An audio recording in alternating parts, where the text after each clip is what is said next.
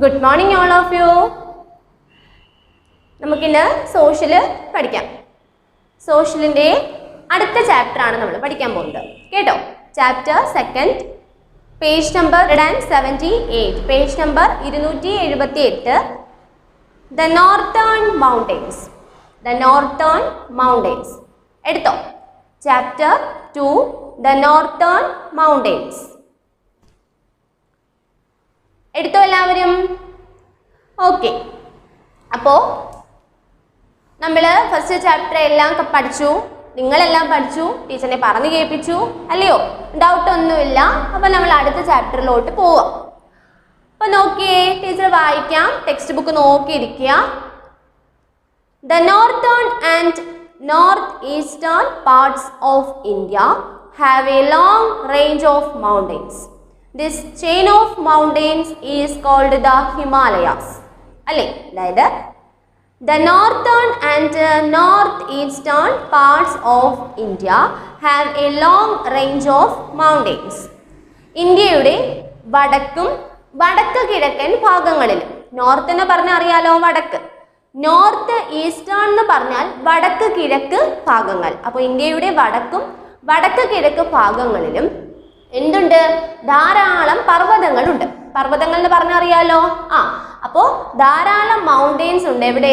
ഇന്ത്യയുടെ വടക്കും വടക്ക് കിഴക്കൻ ഭാഗങ്ങളിലും എന്തുണ്ട്? ധാരാളം പർവ്വതങ്ങൾ ഉണ്ട്.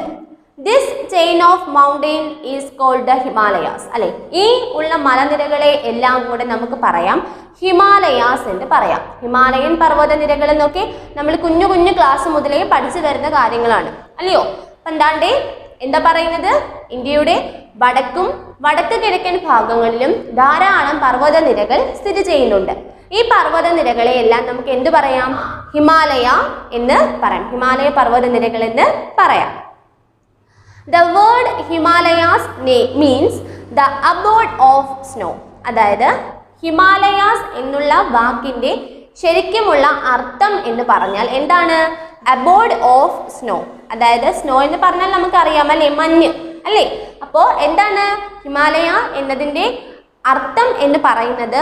മഞ്ഞിന്റെ വാസസ്ഥലം, മഞ്ഞിന്റെ വാസസ്ഥലം. അതായത് എന്താണ്? നിറയെ മഞ്ഞാണ് ഹിമാലയ പർവ്വതത്തിൽ. എന്താണ്? മഞ്ഞാണല്ലേ? അപ്പോൾ മഞ്ഞിന്റെ വാസസ്ഥലം എന്നാണ് ഹിമാലയ എന്നുള്ളതിന്റെ അർത്ഥം. ഹിമാലയാസ് എന്നുള്ളതിന്റെ മീനിങ് എന്ന് പറയുന്നത് മഞ്ഞിന്റെ വാസസ്ഥലം എന്നാണ് അർത്ഥം. അതായത് അബോർഡ് ഓഫ് സ്നോ അല്ലെ, മഞ്ഞിന്റെ വാസസ്ഥലം. It means the Himalayas is snow clad അല്ലെ. അതായത് ഇതിന്റെ അർത്ഥം എന്താണ്? അതായത് നമ്മൾ പറഞ്ഞു മഞ്ഞിന്റെ വാസസ്ഥലം എന്ന് പറഞ്ഞു. അതിന്റെ അർത്ഥം എന്താണ്? മഞ്ഞ് മൂടി കിടക്കുന്ന ഇതല്ലേ. എപ്പോഴും എന്താണ്? മഞ്ഞ് മൂടി ഇങ്ങനെ കിടക്കുകയാണ്.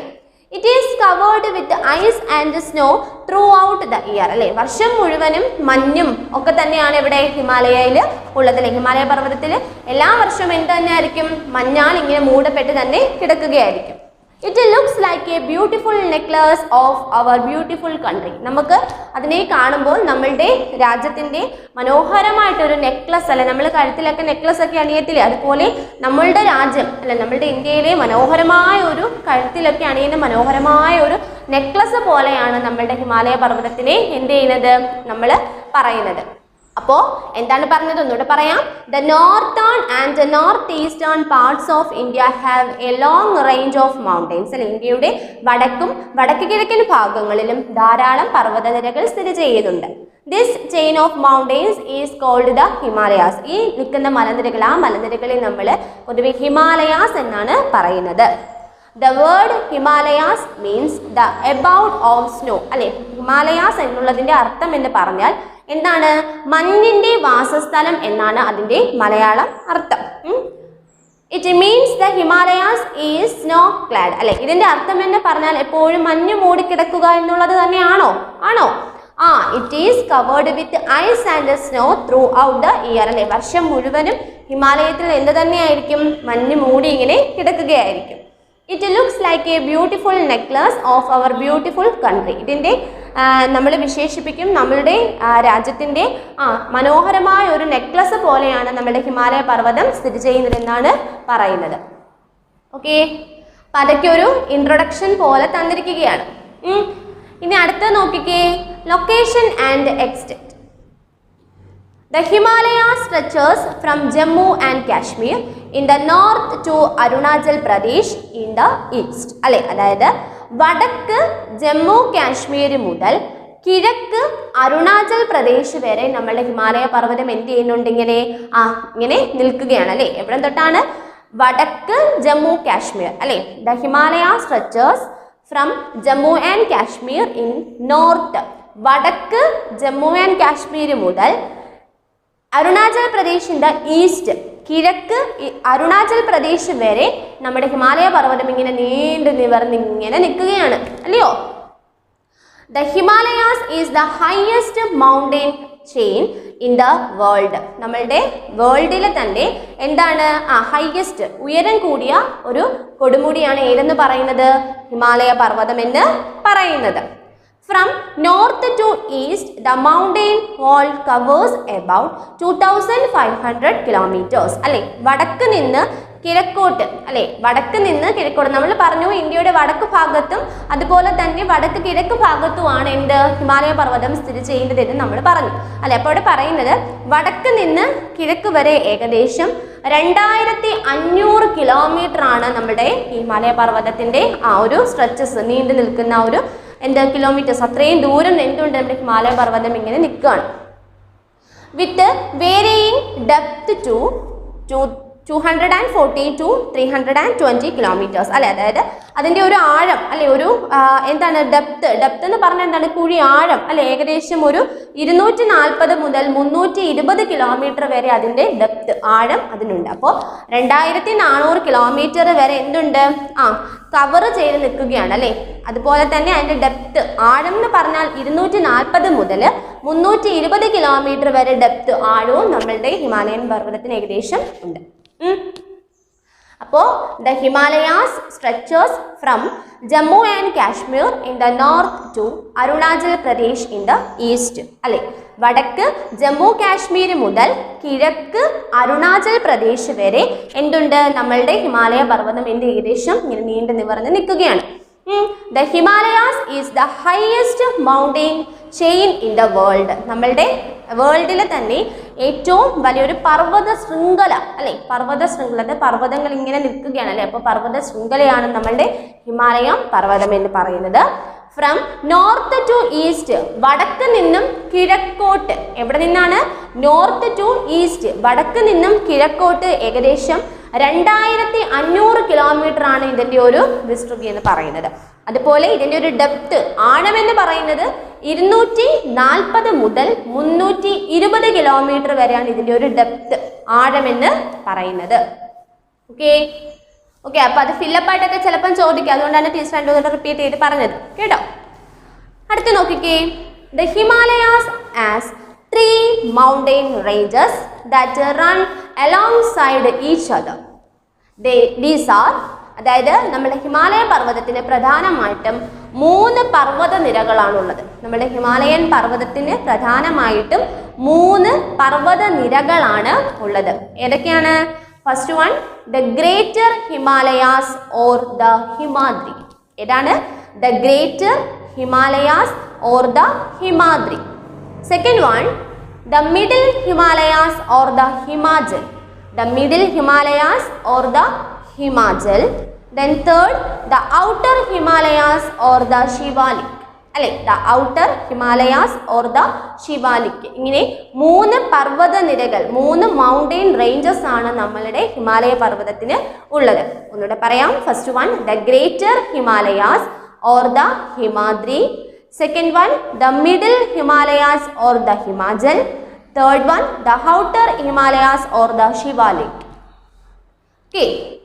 അപ്പോൾ ഈ പറഞ്ഞ 3 മൗണ്ടെയിൻ റേഞ്ചസ്, 3 പർവ്വത നിരകൾ, ഇവയെ ഓരോന്നിനെ പറ്റിയിട്ടാണ് നമ്മൾ ഇനി ഈ പാഠത്തിൽ പഠിക്കാനായിട്ട് പോകുന്നത്.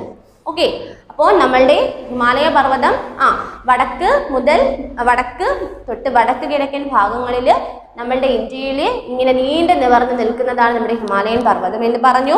ഹിമാലയാസ് എന്നുള്ള വാക്കിന്റെ അർത്ഥം എന്ന് പറഞ്ഞാൽ മഞ്ഞിന്റെ വാസസ്ഥലം, അബോർഡ് ഓഫ് സ്നോ അല്ലേ. പിന്നെ നമ്മളുടെ ഇന്ത്യയുടെ തന്നെ, നമ്മുടെ രാജ്യത്ത് തന്നെ ഒരു മനോഹരമായ ഒരു നെക്ലസ് പോലെയാണ് നമ്മളുടെ ഹിമാലയ പർവ്വതത്തിനെ വിശേഷിപ്പിക്കുന്നതെന്ന് പറഞ്ഞു. പിന്നെ നമ്മളുടെ വടക്ക് ജമ്മു ആൻഡ് കാശ്മീർ തൊട്ട് കിഴക്ക് അരുണാചൽ പ്രദേശ് വരെയാണ് ഏകദേശം ഇതിങ്ങനെ നിൽക്കുന്നത്. 2500 കിലോമീറ്റർ ആണ് വടക്ക് മുതൽ കിഴക്ക് വരെ ഹിമാലയത്തിന്റെ ഒരു വിസ്തൃതി. അതുപോലെ ഡെപ്ത് ആഴമെന്ന് പറഞ്ഞാൽ 240 മുതൽ 320 കിലോമീറ്റർ വരെയാണെന്നുള്ളതും പറഞ്ഞു. പിന്നെ മൗണ്ടൈൻ റേഞ്ചസ് 3 എണ്ണമാണ്. Mountain ranges. First the greater Himalayas or the Himadri, second the middle Himalayas or the Himachal, then last third one the outer Himalayas or the Shivalik. Okay, അപ്പോൾ ഇതിനെ ഓരോന്നിനെയും പറ്റിയിട്ട് നമുക്ക് പഠിക്കാം. അപ്പോൾ നമ്മൾ ഇന്നത്തെ ക്ലാസ്സിൽ ആദ്യത്തെ ഒരെണ്ണം മാത്രം പഠിക്കുകയാണ്, the greater Himalayas or the Himadri. നോക്കിയേ, the greater Himalayas or the Himadri. Greater Himalaya അതല്ലെന്നുണ്ടെങ്കിൽ ഹിമാദ്രി എന്ന പേരിലും അറിയപ്പെടുന്നു.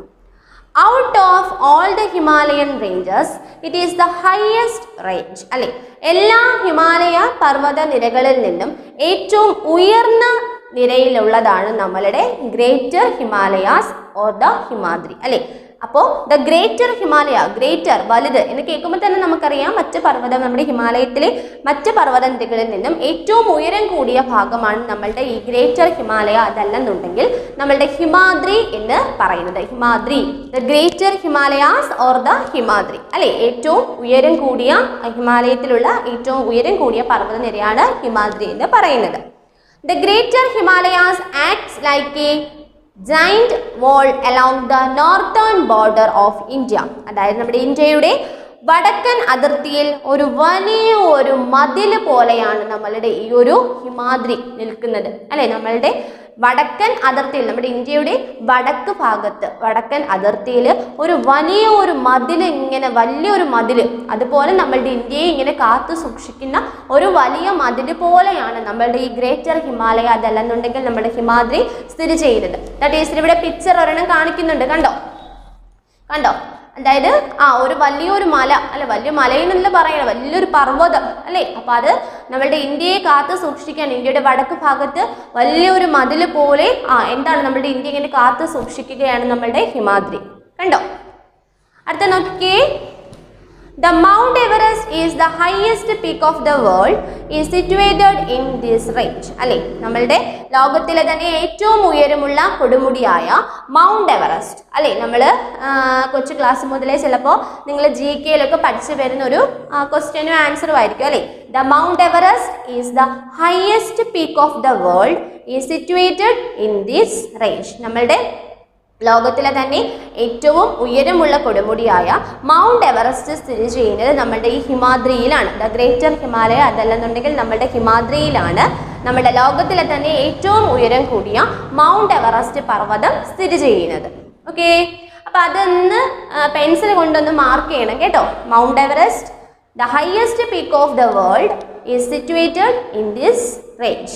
നമ്മളുടെ ലോകത്തിലെ തന്നെ ഏറ്റവും ഉയരം കൂടിയ പർവ്വതനിരയായിട്ടുള്ള കൊടുമുടിയായിട്ടുള്ള ദ മൗണ്ട് എവറസ്റ്റ് സ്ഥിതി ചെയ്യുന്നത് നമ്മുടെ ഈ പറഞ്ഞ ദ ഗ്രേറ്റർ ഹിമാലയ അതല്ലെന്നുണ്ടെങ്കിൽ നമ്മുടെ ഹിമാദ്രിയിലാണ് സ്ഥിതി ചെയ്യുന്നത്. It is 8848 metres high. ഇതിന് ഏകദേശം 8848 കിലോമീറ്റർ ഉയരമുണ്ട്. അല്ലേ, 8848 8848 മീറ്റർ ഹയസ്റ്റ്, അല്ലെ, അത്രയും ഉയരമുണ്ട് നമ്മളുടെ ഈ ഒരു പറഞ്ഞ മൗണ്ട് എവറസ്റ്റ് എന്നാണ് പറയുന്നത്. It is in Nepal. അത് സ്ഥിതി ചെയ്യുന്നത് എവിടെയാണ്? നേപ്പാളിലാണ് ഈ പറയുന്ന മൗണ്ട് എവറസ്റ്റ് സ്ഥിതി ചെയ്യുന്നത്. The second highest peak is K2 or Godwin Austen. It is situated in India. അല്ലേ, അതായത് പിന്നെ നമ്മുടെ ലോകത്തിലെ ഏറ്റവും ഉയരം കൂടിയ കൊടുമുടിയാണ് മൗണ്ട് എവറസ്റ്റ് എന്ന് പറഞ്ഞു. അതിനുശേഷം രണ്ടാമത്തെ പൊസിഷൻ, സെക്കൻഡ് പൊസിഷനിൽ നിൽക്കുന്നതാണ് K2. എന്താണ്? K2 ഓർ അതിൻ്റെ മറ്റൊരു പേരാണ് ഗോഡ്വിൻ ഓസ്റ്റിൻ. എന്താണ്? Godwin Austin. അത് സ്ഥിതി ചെയ്യുന്നത് നമ്മളുടെ ഈ ഹിമാദ്രിയിലെ പർവ്വതനിരയിലാണ്. അത് സ്ഥിതി ചെയ്യുന്നത് നമ്മളുടെ ഇന്ത്യയിലുമാണ്. അപ്പോൾ മൗണ്ട് എവറസ്റ്റ് സ്ഥിതി ചെയ്യുന്നത് ഹിമാദ്രിയിലാണെന്ന് പറഞ്ഞു. അത് നേപ്പാളിൻ്റെ ഭാഗത്താണ് സ്ഥിതി ചെയ്യുന്നത്.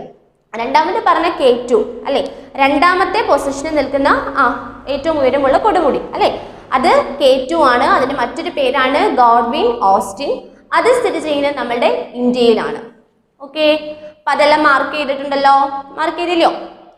അടുത്ത നോക്കിയേ, Kanchenjunga, Nandadevi, നംഗ Parvath, Annapurna, ധൗലഗിരി etc are the other peaks in this region. അല്ലേ, ഇനി നമ്മളുടെ ഈ ഹിമാദ്രിയിൽ സ്ഥിതി ചെയ്യുന്ന മറ്റ് കൊടുമുടികൾ, അതായത് നമ്മൾ പറഞ്ഞു ഏറ്റവും ഉയരമുള്ള കൊടുമുടി മൗണ്ട് എവറസ്റ്റ് ആണ്, അത് നേപ്പാളിലാണെന്ന് പറഞ്ഞു. പിന്നെ രണ്ടാമത്തെ പൊസിഷനിൽ നിൽക്കുന്നത് K2 ഗോഡ്വിൻ ഓസ്റ്റിൻ ആണ്, അത് നമ്മളുടെ ഇന്ത്യയിലാണെന്ന് പറഞ്ഞു. അല്ലേ, ഇനി ഇവയെ കൂടാതെ കുറച്ച് കൊടുമുടികൾ കൂടെ ഉണ്ട്. അത് ഏതൊക്കെയാണെന്നാണ് പറയുന്നത്? കാഞ്ചൻജംഗ, അണ്ടർലൈൻ, കാഞ്ചൻജംഗ, നന്ദാദേവി, നംഗ പർവത്, അന്നപൂർണ, ധൗലഗിരി.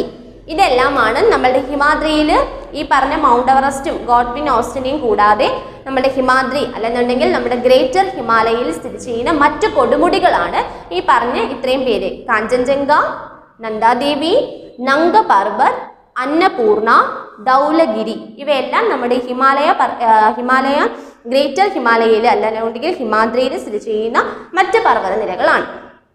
ഓക്കെ, അടുത്ത നോക്കിയേ, the peaks in this range are covered with ice throughout the year. അല്ലെ, വർഷത്തിൽ എല്ലാ ദിവസവും എന്താണ് ഇവിടെ ഇങ്ങനെ മഞ്ഞ് മൂടി തന്നെ കിടക്കുകയാണ്. Sometimes a large body of ice crawls down very slowly. ചില സമയങ്ങളിൽ ഇതിൽ നിന്നും വലിയ ലാർജ് ബോഡി ഓഫ് ഐസ്, വലിയ ഐസ് കട്ടകൾ അല്ലേ, വലിയ നമ്മൾ ഉദ്ദേശിക്കണക്കുള്ള കട്ടയൊന്നും അല്ല കേട്ടോ, വലിയ പാറക്കല്ലുകൾ പോലുള്ള വലിയ ഐസ് എന്ത് ചെയ്യും? പതുക്കെ അതിന്റെ മുകളിൽ നിന്നും എന്ത് ചെയ്യും? പതുക്കെ താഴോട്ട് വരും. These slow moving rivers of ice are known as glacier. ഇവ വന്ന് എന്ത് ചെയ്യും? റിവർ, നദികളിലൊക്കെ ചേരും. അതേ തന്നെയാണ് നമ്മൾ ഗ്ലേസിയർ എന്ന് പറയുന്നത്. ഹിമാനികൾ എന്നൊക്കെ മലയാളത്തിൽ പറയും. ഗ്ലേസിയറിന്റെ മലയാളമാണ് ഹിമാനികൾ കേട്ടോ. Gangotri and Yamunotri are the two famous glaciers. അല്ലേ, ഇങ്ങനെ മഞ്ഞ് പർവ്വതങ്ങളിൽ നിന്നും വരുന്ന മഞ്ഞ് താഴെ വന്ന് വീണുണ്ടാക്കുന്നതാണ് നമ്മൾ പറഞ്ഞ ഗ്ലേസിയേഴ്സ് എന്ന് പറഞ്ഞു. അങ്ങനെയുള്ള ഗ്ലേസിയേഴ്സ് ഹിമാനികൾക്ക് രണ്ട് ഉദാഹരണമാണ് ഗംഗോത്രി ആൻഡ് യമുനോത്രി. നിങ്ങൾ അതൊക്കെ ചിലപ്പോൾ പഠിച്ചു കാണും. ഗംഗാ നദി ഉത്ഭവിക്കുന്നതും യമുന നദി ഉത്ഭവിക്കുന്നതും ഈ പറഞ്ഞ ഗംഗോത്രിയിൽ നിന്നുമാണ് യമുനോത്രിയിൽ നിന്നുമാണ് എന്നൊക്കെ നിങ്ങൾ ചിലപ്പോൾ കഴിഞ്ഞ വർഷങ്ങളിലൊക്കെ ഒന്ന് പഠിച്ചിട്ടുണ്ടാവും. എനിക്കറിയില്ല, ടീച്ചറിനെ അറിഞ്ഞുകൂടാ, ചിലപ്പോൾ പഠിച്ചിട്ടുണ്ടാവും. അല്ലെങ്കിൽ ഇതാണ് നോക്കിക്കുക, അവിടെ പറയുന്നുണ്ട് Gangotri and Yamunotri are the two famous glaciers. പ്രധാനപ്പെട്ട രണ്ട് ഹിമാനികൾ ഗ്ലേസിയേഴ്സ് ആണ് ഗംഗോത്രിയും യമുനോത്രിയും. The river Ganga originates from Gangotri and the river Yamuna originates from Yamunotri. കണ്ടോ, ഗംഗാ നദി ഉത്ഭവിക്കുന്നത് ഈ പറയുന്ന നമ്മുടെ ഹിമാലയ പർവ്വതങ്ങളിൽ നിന്നൊക്കെയാണെന്ന് നമ്മൾ പഠിച്ചു. അപ്പോൾ നമ്മുടെ ഹിമാലയ പർവ്വതത്തിലെ എവിടെ ഗംഗോത്രിയിൽ നിന്നുമാണ് ഗംഗാ നദി ഉത്ഭവിക്കുന്നത്.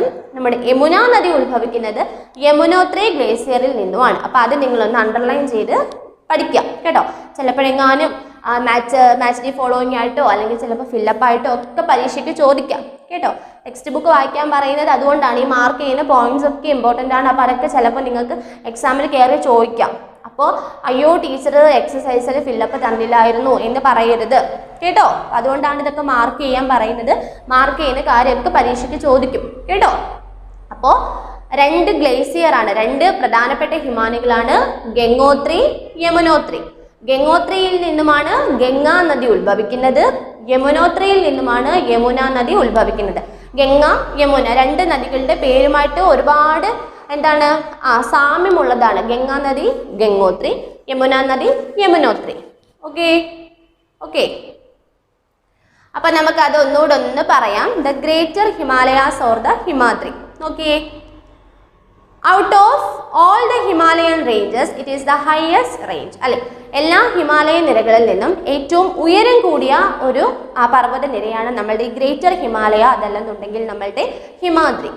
The greater Himalaya acts like A giant wall along the northern border of India. നമ്മളുടെ ഇന്ത്യയുടെ വടക്ക് അതിർത്തിയിൽ ഒരു വലിയൊരു മതിൽ പോലെ നമ്മുടെ ഇന്ത്യയെ കാത്തു സൂക്ഷിക്കുന്നതാണ് നമ്മളുടെ ദ ഗ്രേറ്റർ ഹിമാലയ അല്ലെന്നുണ്ടെങ്കിൽ Himadri.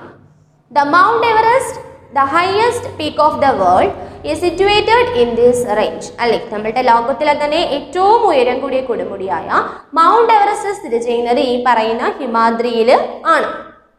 It is 8848 metres high. ഇതിന് ഏകദേശം 8848 മീറ്റേഴ്സ് ഉയരമുണ്ട്. It is in Nepal. ഇത് നേപ്പാളിലാണ് സ്ഥിതി ചെയ്യുന്നത്. The second highest peak is K2 or Godwin Austen. It is situated in India. പിന്നെ രണ്ടാമത്തെ പൊസിഷനിൽ നിൽക്കുന്ന ഉയരമുള്ളത് കൊടുമുടിയാണ് ഗോഡ്വിൻ ഓസ്റ്റിൻ, അല്ലെന്നുണ്ടെങ്കിൽ അതിൻ്റെ മറ്റൊരു പേരാണ് K2. ഇത് സ്ഥിതി ചെയ്യുന്ന നമ്മുടെ സ്വന്തം ഇന്ത്യയിലാണ്. പിന്നെ ഈ പറയുന്ന രണ്ട് കൊടുമുടികളെ കൂടാതെ വേറെ കുറെ കൊടുമുടികൾ നമ്മുടെ ഹിമാദ്രിയിലുണ്ട്. ഏതൊക്കെയാണ്?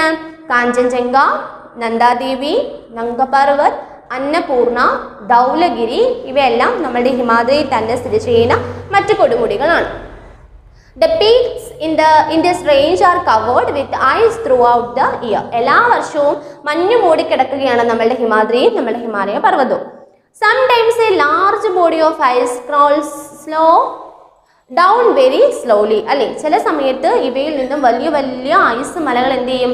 വളരെ പതുക്കെ ഉരുണ്ട് താഴോട്ട് വരും. These snow moving rivers of ice. ഇത് എന്ത് ചെയ്യും? പതുക്കെ ആ മഞ്ഞ് മൂടിക്കിടക്കുന്ന എവിടെ റിവർ പുഴയിൽ വന്ന് നിൽക്കും. These snow moving rivers of ice are known as glacier. അങ്ങനെയുള്ളതിനെയാണ് നമ്മൾ ഗ്ലേസിയർ, ഹിമാനികൾ എന്ന് പറയുന്നു. Gangotri and Yamunotri are the two famous glacier. അങ്ങനെ ഉണ്ടാകുന്ന രണ്ട് ഹിമാനികൾ, ഗ്ലേസിയേഴ്സിന് പ്രധാനപ്പെട്ട രണ്ടെണ്ണമാണ് ഗംഗോത്രിയും യമുനോത്രിയും. The river Ganga originates from Gangotri and the river Yamuna originates from Yamunotri. Ganga നദി ഉത്ഭവിക്കുന്ന ഈ പറഞ്ഞ ഹിമാനിയായിട്ടുള്ള ഗംഗോത്രിയിൽ നിന്നും യമുന നദി ഉത്ഭവിക്കുന്ന ഈ പറയുന്ന ഗ്ലേസിയർ ആയിട്ടുള്ള യമുനോത്രിയിൽ നിന്നും ആണ്. ഓക്കെ, അപ്പം നമുക്ക് ഇന്നത്തെ ക്ലാസ്സിൽ തൽക്കാലം ഇത്രയും പഠിക്കാം. ബാക്കിയുള്ള കാര്യങ്ങൾ അടുത്ത ക്ലാസ്സിൽ പഠിക്കാം. ബാക്കി രണ്ട് മൗണ്ടൻ റേഞ്ചസ് ഉണ്ട്, മിഡിൽ ഹിമാലയാസ് ഓർ ദ ഹിമാചലും ഔട്ടർ ഹിമാലയാസ് ഓർ ദ ശിവാലിക്കും. രണ്ടെണ്ണം ഉണ്ട്. അത് രണ്ടും നമുക്ക് അടുത്ത ക്ലാസ്സിൽ പഠിക്കാം. അപ്പോൾ ഇന്നത്തെ ക്ലാസ്സിൽ നിങ്ങൾ ഇവിടെ വരെ ടെക്സ്റ്റ് ബുക്ക് നന്നായിട്ട് വായിക്കുക. ഇതുമായിട്ട് റിലേറ്റ് ചെയ്തിട്ട് എന്തെങ്കിലും ക്വസ്റ്റ്യൻ ആൻസേഴ്സ് ഉണ്ടെങ്കിൽ ടീച്ചർ ഈ വീഡിയോയുടെ അപ്പം നിങ്ങൾക്ക് തരുന്നുണ്ട്. അപ്പം നിങ്ങൾ അത് നോട്ട്ബുക്കിനകത്തോട്ട് എഴുതിയെടുത്ത് പഠിക്കുക കേട്ടോ. ഇങ്ങനെ ഈ പഠിച്ച് പോകുന്ന ഭാഗത്ത് നിന്ന് നിങ്ങൾക്ക് തരാനുള്ളൊരു ഉദ്ദേശം എല്ലാം കൂടി ക്വസ്റ്റ്യൻ ആൻസർ തരുമ്പോൾ നിങ്ങൾക്കത് പഠിച്ചിട്ട് ഓർത്തെടുക്കാൻ ബുദ്ധിമുട്ടാണ്. അപ്പോൾ 2 or 3 ക്വസ്റ്റ്യൻ ആൻസർ വെച്ച് തരുമ്പോൾ നിങ്ങൾക്ക് അത് അങ്ങനെ പഠിച്ച് പോകുമ്പോൾ കുറച്ചേ ഉള്ളൂ പഠിക്കാനും, അതുപോലെ അത് പഠിച്ച് നന്നായിട്ട് ഓർത്തു ഇരിക്കാം, എഴുതി പഠിക്കാനും ഒക്കെ സമയമുണ്ട്. ഓക്കെ, അപ്പോൾ എല്ലാവരും വീട്ടിൽ ഇരുന്ന് ടീച്ചറിൻ്റെ പഠിപ്പിച്ചത് കുറച്ചേ ഉള്ളൂ. അവിടെ വരെ നന്നായിട്ട് പഠിക്കുക, നന്നായിട്ട് പഠിച്ച് ടെക്സ്റ്റ് ബുക്ക് നന്നായിട്ട് വായിക്കുക. ടെക്സ്റ്റ് ബുക്ക് വായിക്കുമ്പോൾ തന്നെ നിങ്ങൾക്ക് ക്വസ്റ്റ്യൻ ആൻസേഴ്സ് എളുപ്പമായിട്ട് പഠിച്ച് ബൈ ഹാർട്ട് എടുക്കാൻ പറ്റും. ഓക്കെ, അപ്പോൾ എല്ലാ മക്കളും നന്നായിട്ട് വീട്ടിൽ ഇരുന്ന് എന്ത് ചെയ്യുക? ടെക്സ്റ്റ് ബുക്ക് വായിക്കുക. ഇഷ്ടംപോലെ സമയമുണ്ട് വീട്ടിൽ ഇരുന്ന് പഠിക്കാനും വായിക്കാനും ഒക്കെ സമയമുണ്ട് കേട്ടോ. അപ്പോൾ 2 ദിവസം ഇനി ഇപ്പോൾ എന്താണ്, സാറ്റർഡേ സൺഡേ ആണ്, 2 ദിവസം ഉണ്ട് നോട്ട്സ് എഴുതാനും. ഈ ഒരാഴ്ച മുതൽ നിങ്ങൾ ഒരു കാര്യം ശ്രദ്ധിക്കണം. ഇപ്പോൾ നിങ്ങൾക്ക് വെള്ളിയാഴ്ച വീഡിയോ കണ്ടു, നിങ്ങൾ നോട്ട്സ് എഴുതി എല്ലാം ചെയ്ത് കഴിഞ്ഞാൽ ശനി ഞായർ 2 ദിവസം ഉണ്ട്. അപ്പം നിങ്ങൾ വെള്ളിയാഴ്ചത്തെ വീഡിയോ കണ്ടു പഠിച്ചു, കുഴപ്പമില്ല. ഇനിയിപ്പോൾ അങ്ങനെ ഇരിക്കാതെ തിങ്കളാഴ്ച മുതൽ ടീച്ചേഴ്സ് പഠിപ്പിക്കുന്ന ക്ലാസ്സിൻ്റെ നോട്ട്സും ടെക്സ്റ്റും ഒക്കെ ഈ ശനി ഞായർ 2 ദിവസം ഉള്ളത് നിങ്ങൾ വായിച്ചു നോക്കുക. അപ്പോൾ ആ ഒരാഴ്ചത്തെ ഫുള്ള് നിങ്ങൾ ഒന്നും കൂടെ റിവിഷൻ നിങ്ങൾ സ്വന്തം ചെയ്യുകയാണ്. അപ്പോൾ നിങ്ങൾ ഒന്നും കൂടെ പഠിച്ചത് തറപ്പിച്ച് പഠിക്കുമ്പോൾ നന്നായിട്ട് മനസ്സിലാക്കി തന്നെ പിന്നെയും വെക്കാം കേട്ടോ. അപ്പോൾ മറന്നു പോകത്തില്ല. അപ്പോൾ അതുകൊണ്ട് അങ്ങനെയൊക്കെ ചെയ്യാം കേട്ടോ. Okay, thank you. Good morning all of you. How are you? Hope all you are fine. Okay, നമ്മളിന്ന് ഹിന്ദിയുടെ ക്ലാസ്സാണ് എടുക്കാനായിട്ട് പോകുന്നത്. അപ്പോൾ ഒരു ന്യൂ ചാപ്റ്ററാണ് പഠിക്കുന്നത്. പേജ് നമ്പർ 6, ചാപ്റ്റർ 2 ഹമാരാ ദേശ്. ഹമാരാ ദേശ് എന്ന് പറയുന്ന ഒരു ചാപ്റ്ററാണ് നമ്മൾ പഠിക്കാനായിട്ട് പോകുന്നത്. ഓക്കെ, അപ്പോൾ ഹമാരാ ദേശ് എന്ന് പറഞ്ഞാൽ എന്താണ്? അപ്പോൾ നമുക്ക് ഹമാരാ ദേശ് എന്താണെന്ന് ആദ്യമായിട്ടൊന്ന് വായിക്കാം. അപ്പോൾ എല്ലാവരും വായിക്കുന്നത് ശ്രദ്ധിച്ചിരിക്കുക. ഓക്കെ, അപ്പോൾ നോക്കി, ഹമാരാ ദേശ്. हमारा देश का नाम भारत है. भारत के नाम पर इसका नाम भारत पड़ा. भारत एक विशाल देश है. इसकी राजधानी दिल्ली है. यहाँ हिंदू, मुस्लिम, सिख, ईसाई, जैन और बौद्ध धर्म के लोग रहते हैं. सब प्रांतों की अलग अलग भाषाएं हैं. हिंदी को राष्ट्रभाषा मान गया है. भारत में अनेक तीर्थ स्थल हैं. देश की चारों दिशाओं से यहाँ लोग आते जाते हैं. भारत की उत्तर दिशा में हिमालय पर्वत है. भारतवासी देशभक्त और वीर है। यहाँ अनेक महापुरुष ने जन्म लिया है। राम, कृष्ण, गांधी जी और गौतम बुद्ध जैसा महान लोगों ने जन्म लिया है। शिक्षा और कलाओं ने पहले इसी देश में जन्म लिया है। यहाँ वेद पुराणों की रचना भी हुई। അപ്പോൾ എന്താണ് ഹമാര ദേശ് എന്ന് പറയുന്നത്? ഹമാര ദേശിൻ്റെ മീനിങ് ഇവിടെ എഴുതിയിട്ടുണ്ട്. എന്താണ് ഹമാര ദേശ്? അവർ കൺട്രി, നമ്മുടെ രാജ്യം. അവർ കൺട്രി, നമ്മുടെ ഭാരതം അല്ലേ? ഇത് നമ്മുടെ രാജ്യം, നമ്മുടെ കൺട്രി അല്ലേ? നമ്മുടെ കൺട്രി. അപ്പോൾ അതെന്താണ്? ഇന്ത്യ. Okay, India. അപ്പോൾ ഇന്ത്യയെ കുറിച്ചിട്ടാണ് നമ്മൾ ഇന്നിവിടെ പഠിക്കാനായിട്ട് പോകുന്നത്. അപ്പോൾ ഹമാര ദേശിൻ്റെ മീനിങ് എന്താണ്? Our country. ഇവിടെ താഴെ കൊടുത്തിട്ടുണ്ട്, മീനിങ്സ് കൊടുത്തിട്ടുണ്ട്, നോക്കിയിരിക്കാം. Our country. Okay, next. അപ്പോൾ നമുക്ക് നോക്കിയാലോ? ഫസ്റ്റ് പാരഗ്രാഫ് എല്ലാവരും വായിച്ചേ. हमारे देश का नाम भारत है। भारत के नाम पर इसका नाम भारत पड़ा। भारत एक विशाल देश है। इसकी राजधानी दिल्ली है। यहाँ हिंदू, मुस्लिम, सिख, ईसाई, जैन और बौद्ध धर्म के लोग रहते हैं। सब प्रांतों के अलग अलग भाषाएं हैं। हिंदी को राष्ट्रभाषा मान गया है. അപ്പോൾ എന്താണ് ഹമാര ദേശിനെ കുറിച്ച് ആദ്യം പറഞ്ഞിരിക്കുന്നത്? ഹമാരെ ദേശ് കാ നാം ഭാരത് ഹേ. ഹമാര ദേശ് കാ നാം. നാം എന്ന് പറഞ്ഞാൽ എന്താണ്? നാം, നെയിം, പേര്, നെയിം. നാം എന്ന് പറഞ്ഞാൽ എന്താണ്? നെയിം. അപ്പോൾ നമ്മൾ ആദ്യം പഠിച്ചത് ഹമാര ദേശ് അവർ കൺട്രി, നാം എന്ന് പറയുന്നത് നെയിം. അപ്പോൾ നമ്മുടെ ദേശത്തിൻ്റെ, നമ്മുടെ രാജ്യത്തിൻ്റെ പേരെന്ന് പറയുന്നത് ഭാരതം എന്നാണ്. ഭാരതം, ഭാരതം അല്ലെ? ഇന്ത്യ, ഭാരതം. ഓക്കെ, പിന്നെ രാജ് ഭരത് കെ നാം പർ ഇസ്കാ നാം ഭാരത് പടാ. അപ്പോൾ ഭരതരാജാവിൻ്റെ പേരുമായി ബന്ധപ്പെട്ടാണ്, അദ്ദേഹത്തിൻ്റെ പേരാണ് നമ്മുടെ രാജ്യത്തിന് ഭാരതം എന്ന പേര് വരാനായിട്ടുള്ള കാരണം. ഓക്കെ, അപ്പോൾ രാജ് ഭരത് കെ നാം പർ ഇസ്കാ നാം ഭാരത് പടാ. ഭാരതം എന്ന് നമ്മുടെ ഇന്ത്യക്ക് പേര് ലഭിക്കാൻ കാരണം ഭരത മഹാരാജാവിൻ്റെ പേരാണ്. അപ്പം അന്ന് പണ്ട് കാലത്ത് ജീവിച്ചിരുന്ന രാജാവ് ഭരത മഹാരാജാവ്, ആ രാജാവിൻ്റെ പേരാണ് നമ്മുടെ ഭാരതത്തിന് ഇട്ടിട്ടുള്ളത്. നമ്മുടെ ഭാരതം എന്ന പേര് അദ്ദേഹത്തിൻ്റെ പേരുമായിട്ട് ബന്ധപ്പെട്ടാണ് ഇട്ടത്. ഓക്കെ, നെക്സ്റ്റ് എന്താ എഴുതിയിരിക്കുന്നത്? ഭാരത് ഏക് വിശാൽ ദേശ്. ഭാരതം എന്ന് പറയുന്നത് ഒരു വിശാലമായ രാജ്യമാണ്. വിശാലമായ രാജ്യമാണല്ലോ നമ്മുടെ ഇന്ത്യ എന്ന് പറയുന്നത് അല്ലേ? വിശാലമായ ഒരു രാജ്യമാണ് നമ്മുടെ ഭാരതം. ഓക്കെ, ഇപ്പം അത്രയും മനസ്സിലായോ എന്താണെന്ന്? ഫസ്റ്റ് എന്ന് പറയുന്നത് ഭാരതത്തിൻ്റെ, നമ്മുടെ ദേശത്തിൻ്റെ പേര് ഭാരതം എന്നാണ്.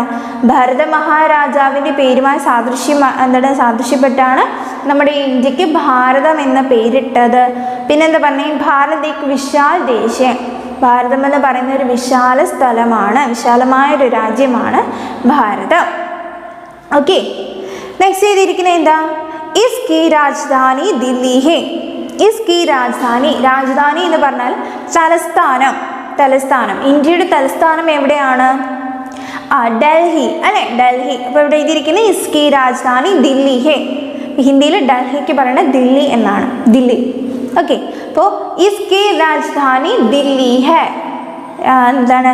നമ്മുടെ ഇന്ത്യയുടെ അല്ലെങ്കിൽ നമ്മുടെ ഭാരതത്തിൻ്റെ തലസ്ഥാനം എവിടെയാണ്? രാജധാനി, തലസ്ഥാനം എവിടെയാണ്? ഡൽഹി. ഓക്കെ, ഡൽഹിയാണ്, ദില്ലിയാണ്. ഓക്കെ, അപ്പോൾ ആരുടെ പേരുമായിട്ട് ബന്ധപ്പെട്ടാണ് നമ്മുടെ ഇന്ത്യക്ക് ഭാരതം എന്ന പേര് വന്നത്? ഭരത മഹാരാജാവിൻ്റെ. നെക്സ്റ്റ് എന്താണ്? ഇന്ത്യയുടെ തലസ്ഥാനം എവിടെയാണ്? ദില്ലി. ഓക്കെ, മനസ്സിലായല്ലോ അത്രയും? നെക്സ്റ്റ് ചെയ്തിരിക്കുന്നത് എന്താ? യഹാ ഹിന്ദു, മുസ്ലിം, സിഖ്, ഈസായി, ജൈന और बौद्ध धर्म के लोग रहते हैं. അപ്പോൾ നമ്മുടെ ഈ ഇന്ത്യയിൽ പല വിധത്തിലുള്ള മത ആൾക്കാർ താമസിക്കുന്നുണ്ട്. ധർമ്മം എന്ന് പറഞ്ഞാൽ എന്താ? റിലീജിയൻ. പല മതവിശ്വാസികൾ, റിലീജിയൻ, ധർമ്മ, റിലീജിയൻ, മതം. പല മതവിശ്വാസികൾ നമ്മുടെ ഇന്ത്യയിൽ താമസിക്കുന്നുണ്ട്. ആരൊക്കെയാ? ഹിന്ദു, हिंदुक्കൾ, मुस्लिम, then सिख मതക്കാർ, ईसाई means Christians, then जैन मതം और बौद्ध धर्म बुद्ध मതം. അപ്പോൾ ഏതൊക്കെയാണ്? ഹിന്ദു, മുസ്ലിം, സിഖ്, ईसाई, जैन और बुद्ध धर्म. ഓക്കെ, അപ്പോൾ 6 മതം അല്ലേ? ഹിന്ദു, മുസ്ലിം, സിഖ്, ईसाई, जैन और बौद्ध धर्म. ഓക്കെ, അപ്പോൾ ഹിന്ദുക്കൾ താമസിക്കുന്നു, മുസ്ലിംസ്, സിഖുകാർ താമസിക്കുന്നു, പിന്നെ ഇസായി ക്രിസ്ത്യൻസ്, അതുപോലെ ജൈനമതം, ബുദ്ധമതം എന്നിവ എല്ലാം കൂടെ ഒരു കൂടിച്ചേർന്ന് എല്ലാ മതവിശ്വാസികളും കൂടിച്ചേർന്ന് വസിക്കുന്ന ഒരു സുന്ദര ഭവനമാണ് നമ്മുടെ ഇന്ത്യ എന്ന് പറയുന്നത് അല്ലേ? ആണ്. എല്ലാ മതവിശ്വാസികളും ഒത്തൊരുമയോടെ തുല്യതയോടെയാണ് നമ്മുടെ ഇന്ത്യയിൽ താമസിക്കുന്നത് അല്ലേ? ആണ്. ഇപ്പം നമ്മൾ എന്താണ് ക്രിസ്ത്യൻസിൻ്റെ ഒരു ക്രിസ്മസ് വരുമ്പോൾ നമ്മളെന്താ അടുത്തുള്ള വീടുകളിലൊക്കെ നമ്മൾ കേക്ക് കൊടുക്കും. അതുപോലെ ഹിന്ദുസിൻ്റെ ഉത്സവങ്ങൾ വരുമ്പോൾ നമുക്ക് കൊണ്ട് കേക്ക് വരും. മുസ്ലിംസിന് പെരുന്നാൾ വരുമ്പോൾ അവർ ഫുഡ് കൊണ്ടുവന്ന് നമുക്ക് വരും. അങ്ങനെ എല്ലാവരും പരസ്പരം സഹായിച്ചും ഹെൽപ്പ് ചെയ്തും ഒക്കെയാണ് ജീവിക്കുന്നത് അല്ലേ? അതാ പറഞ്ഞത്. അപ്പോൾ യഹാം ഹിന്ദു, മുസ്ലിം, സിഖ്, ഈസായി, ജൈൻ और बौद्ध धर्म लोग रहते हैं. അപ്പോൾ ഇത്രയും ആൾക്കാരും മതവിശ്വാസികൾ തിങ്ങി പാർക്കുന്ന ഒരു രാജ്യമാണ് നമ്മുടെ ഭാരതം എന്ന് പറയുന്നത്. ഇത്രയും മനസ്സിലായോ? ഓക്കെ, നെക്സ്റ്റ് എന്താ നോക്കിയേ. सब प्रांतों की अलग अलग भाषाएं हैं, हिंदी को राष्ट्रभाषा माना गया है. അപ്പോൾ ഇവിടെ എന്താ പറഞ്ഞിരിക്കുന്നത്? സബ് പ്രാന്തോം കി അലഗ് അലഗ് ഭാഷായേ. അപ്പോൾ നമ്മുടെ ഈ രാജ്യത്ത് എല്ലാവരും മലയാളത്തിലാണോ സംസാരിക്കുന്നത്, അല്ലെങ്കിൽ എല്ലാവരും ഹിന്ദിയിലോ തമിഴോ ആണോ സംസാരിക്കുന്നത്? അല്ല, ഓരോ ആൾക്കാരും ഓരോരോ ഭാഷകളാണ് സംസാരിക്കുന്നത് അല്ലേ? മലയാളം, തമിഴ്, കന്നഡ, ഹിന്ദി, ഉറുദു അങ്ങനെ പല പല ഭാഷകൾ സംസാരിക്കുന്നത് അല്ലേ? അപ്പോൾ പ്രാന്തോം മീൻസ് എന്താ നോക്കിയേ? റീജിയണൽ എന്ന് പറഞ്ഞാൽ എന്താണ്? പ്രവിശ്യകൾ. റീജിയണൽ മീൻസ് പ്രവിശ്യകൾ, പ്രദേശങ്ങൾ. പല പല പ്രദേശങ്ങളിലായി പല ആൾക്കാരും വ്യത്യസ്ത ഭാഷകളാണ് സംസാരിക്കുന്നത്. സംപ്രാന്തോം കി അലഗ് മീൻസ് സെപ്പറേറ്റ് മീൻസ് എന്താ? വ്യത്യസ്ത തരം, സെപ്പറേറ്റ്, വ്യത്യസ്തം. അപ്പോൾ പല വിധമായ ഭാഷകളാണ് ഓരോ ആൾക്കാരും ഓരോ പ്രദേശത്തുള്ള ആൾക്കാരും സംസാരിക്കുന്നത്. നമ്മുടെ കേരളത്തിലാണെങ്കിൽ മലയാളം, തമിഴ്നാട്ടിലാണെങ്കിൽ തമിഴ്, അതുപോലെ മറ്റു സ്ഥലങ്ങളിൽ കന്നഡ, ഉറുദു, ഹിന്ദി അങ്ങനെ പല വിധമായ ഭാഷകൾ പല പ്രദേശങ്ങളിലുള്ള ആൾക്കാർ സംസാരിക്കുന്നു. ഓക്കെ, അത്രയും മനസ്സിലായോ? ദെൻ ഹിന്ദി കോ രാഷ്ട്രഭാഷ മാൻ ഗയാ ഹേ. നമ്മുടെ ഇന്ത്യയുടെ രാഷ്ട്രഭാഷ എന്ന് പറയുന്നത് ഹിന്ദിയാണ്. രാഷ്ട്രഭാഷ ഹിന്ദിയാണ്. അപ്പോൾ നമ്മൾ 3 ക്വസ്റ്റ്യൻസ് നമ്മൾ ഇതിൽ കൂടെ പഠിച്ചിട്ടുണ്ട്. എങ്ങനെ പഠിച്ചു? ഇത് പഠിച്ചു. നമ്മുടെ ഇന്ത്യക്ക് ഭാരതം എന്ന പേര് വരാൻ കാരണം ഭരത മഹാരാജാവിൻ്റെ പേരാണ്. പിന്നെ നമ്മുടെ ഇന്ത്യയുടെ തലസ്ഥാനം ഡൽഹിയാണ്. പിന്നെ ഇന്ത്യയുടെ രാഷ്ട്രഭാഷ എന്ന് പറയുന്നത് ഹിന്ദിയാണ്. ओके, तो राज भारत के नाम पर इसका नाम भारत पड़ा. इसकी राजधानी दिल्ली है. हिंदी को राष्ट्रभाषा मान गया है. ഓക്കെ, അപ്പം നമ്മൾ 3 GKയും കൂടെ നമ്മൾ ഇതിൽ കൂടെ പഠിച്ചിരിക്കുകയാണ്. ഓക്കെ, അപ്പോൾ ഇത് ശ്രദ്ധിക്കാം. ഓക്കെ, അപ്പോൾ അത്രയും മനസ്സിലായോ? ഫസ്റ്റ് പാരഗ്രാഫ് എന്താണെന്ന് മനസ്സിലായോ എല്ലാവർക്കും? മനസ്സിലായോ? അപ്പോൾ ഒന്നുള്ളത് വായിക്കാം. ഓക്കെ, हमारे देश का नाम भारत है. राज भारत को नाम पर इसका नाम भारत पड़ा. भारत एक विशाल देश है. इसकी राजधानी दिल्ली है. यहाँ हिंदू, मुस्लिम, सिख, ईसाई, जैन और बौद्ध धर्म के लोग रहते हैं. सब प्रांतों की अलग अलग भाषाएं हैं. हिंदी को राष्ट्रभाषा मान गया है. ओके, ഇത്രയും മനസ്സിലായല്ലോ? ഓക്കെ, അപ്പോൾ അതിൽ നമ്മൾ പഠിച്ച words Hamara Desh, our country, നാം നെയിം, പിന്നെ ധർമ്മ റിലീജിയൻ, പ്രാന്തം റീജിയണൽ, അലഗ് സെപ്പറേറ്റ്. അത്രയും പഠിച്ചോ? ഓക്കെ, അപ്പോൾ ഇനി നെക്സ്റ്റ് പാരഗ്രാഫ് നോക്കാം. भारत में अनेक तीर्थ स्थल है। देश की चारों दिशाओं से यहाँ लोग आते जाते हैं। भारत की उत्तर दिशा में हिमालय पर्वत है. അപ്പോൾ ആ പാരഗ്രാഫ് എന്താ എഴുതിയിരിക്കുന്നു നോക്കി. ഭാരത് में अनेक तीर्थ स्थल है. നമ്മുടെ ഭാരതത്തിൽ അനേകം തീർത്ഥാടന സ്ഥലങ്ങളുണ്ട്, തീർത്ഥാടന കേന്ദ്രങ്ങളുണ്ട് അല്ലേ. പല സ്ഥലങ്ങളിലും പല തീർത്ഥാടന കേന്ദ്രങ്ങൾ, പുണ്യ തീർത്ഥാടന കേന്ദ്രങ്ങൾ പല സ്ഥലത്തും ഉണ്ട്. ഓക്കെ, നെക്സ്റ്റ് പറഞ്ഞിരിക്കുന്നത് എന്താ, ദേശ് की चारों दिशाओं से यहाँ लोग आते जाते हैं. അപ്പോൾ രാജ്യത്തിൻ്റെ 4 ഭാഗത്തു നിന്നും, ദേശ് के 4 दिशाओं से 4 ഭാഗത്തു നിന്നും यहाँ लोग आते जाते हैं, ആൾക്കാർ നമ്മുടെ തീർത്ഥാടന കേന്ദ്രങ്ങളിലേക്ക് എത്തുന്നുണ്ട്. രാജ്യത്തിൻ്റെ 4 ദിക്കുകളിൽ നിന്ന് ഈ തീർത്ഥാടന കേന്ദ്രങ്ങളിലേക്ക് ആൾക്കാർ എത്തുന്നുണ്ട്. അപ്പോൾ ഭാരത് में अनेक तीर्थ स्थल है. देश के चारों दिशाओं से यहाँ लोग आते जाते हैं. അപ്പോൾ ഇന്ത്യയിൽ നിരവധി തീർത്ഥാടന കേന്ദ്രങ്ങളുണ്ട്. ഇന്ത്യയുടെ 4 വശങ്ങളിൽ, 4 ഭാഗങ്ങളിൽ, 4 ദേശങ്ങളിൽ നിന്നും പല വ്യക്തികൾ, പല ആൾക്കാർ തീർത്ഥാടന കേന്ദ്രങ്ങളിലേക്ക് എത്താറുണ്ട്. ഓക്കെ, നെക്സ്റ്റ് എന്താ പറഞ്ഞിരിക്കുന്നത്, भारत के उत्तर दिशा में हिमालय पर्वत है. ഭാരതത്തിൻ്റെ ഉത്തർ ദിശ, ഉത്തർ മീൻസ് എന്താണ്, ഉത്തർ നോർത്ത് വടക്ക് ദിശ, വടക്ക് ഭാഗത്തായിട്ട് നമ്മുടെ ഇന്ത്യയുടെ അല്ലെങ്കിൽ നമ്മുടെ ഭാരതത്തിൻ്റെ വടക്ക് ഭാഗത്തായിട്ട് ഹിമാലയ പർവ്വത് സ്ഥിതി ചെയ്യുന്നു. ഹിമാലയ മീൻസ് എന്താ, ഹിമാലയ പർവ്വതം സ്ഥിതി ചെയ്യുന്നു.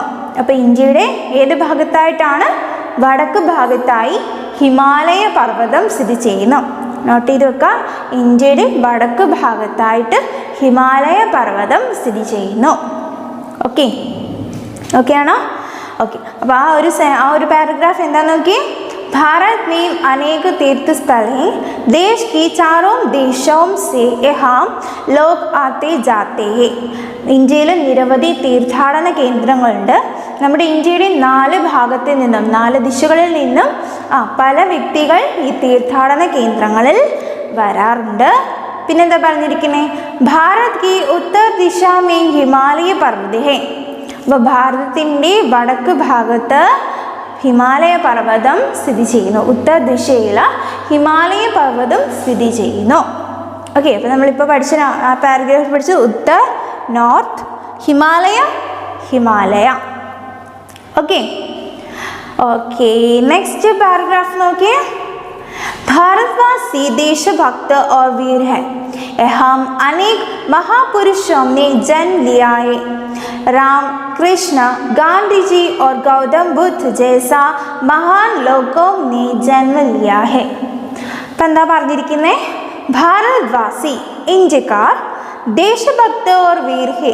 ഇന്ത്യക്കാർ ദേശഭക്ത എന്ന് പറഞ്ഞാൽ ദേശസ്നേഹികൾ, ദേശഭക്തി ഉള്ളവരും, ഓർ വീർ മീൻസ് എന്താ, ധൈര്യം അല്ലെങ്കിൽ ധീരതയുള്ളവരുമാണ് നമ്മുടെ ഇന്ത്യക്കാർ എന്ന് പറയുമ്പോൾ. അല്ലെങ്കിൽ നമ്മൾ എന്താ, ദേശസ്നേഹമുള്ളവരും ധീരന്മാരുമാണ് എന്ന് പറഞ്ഞിരിക്കുന്നത്. ഓക്കെ, അപ്പോൾ ഭാരതവാസി ദേശഭക്ത വീർ ഹെ. ഭാരതവാസികൾ അല്ലെങ്കിൽ നമ്മുടെ ഇന്ത്യക്കാർ ദേശസ്നേഹം, നമ്മുടെ ഇന്ത്യയുടെ ദേശസ്നേഹമുള്ളവരും വീരരുമാണ് എന്ന് പറഞ്ഞിരിക്കുന്നത്. നെക്സ്റ്റ് എന്താ പറഞ്ഞിരിക്കുന്നത്, യഹാം അനേക് മഹാപുരുഷോ ने जन्म लिया है.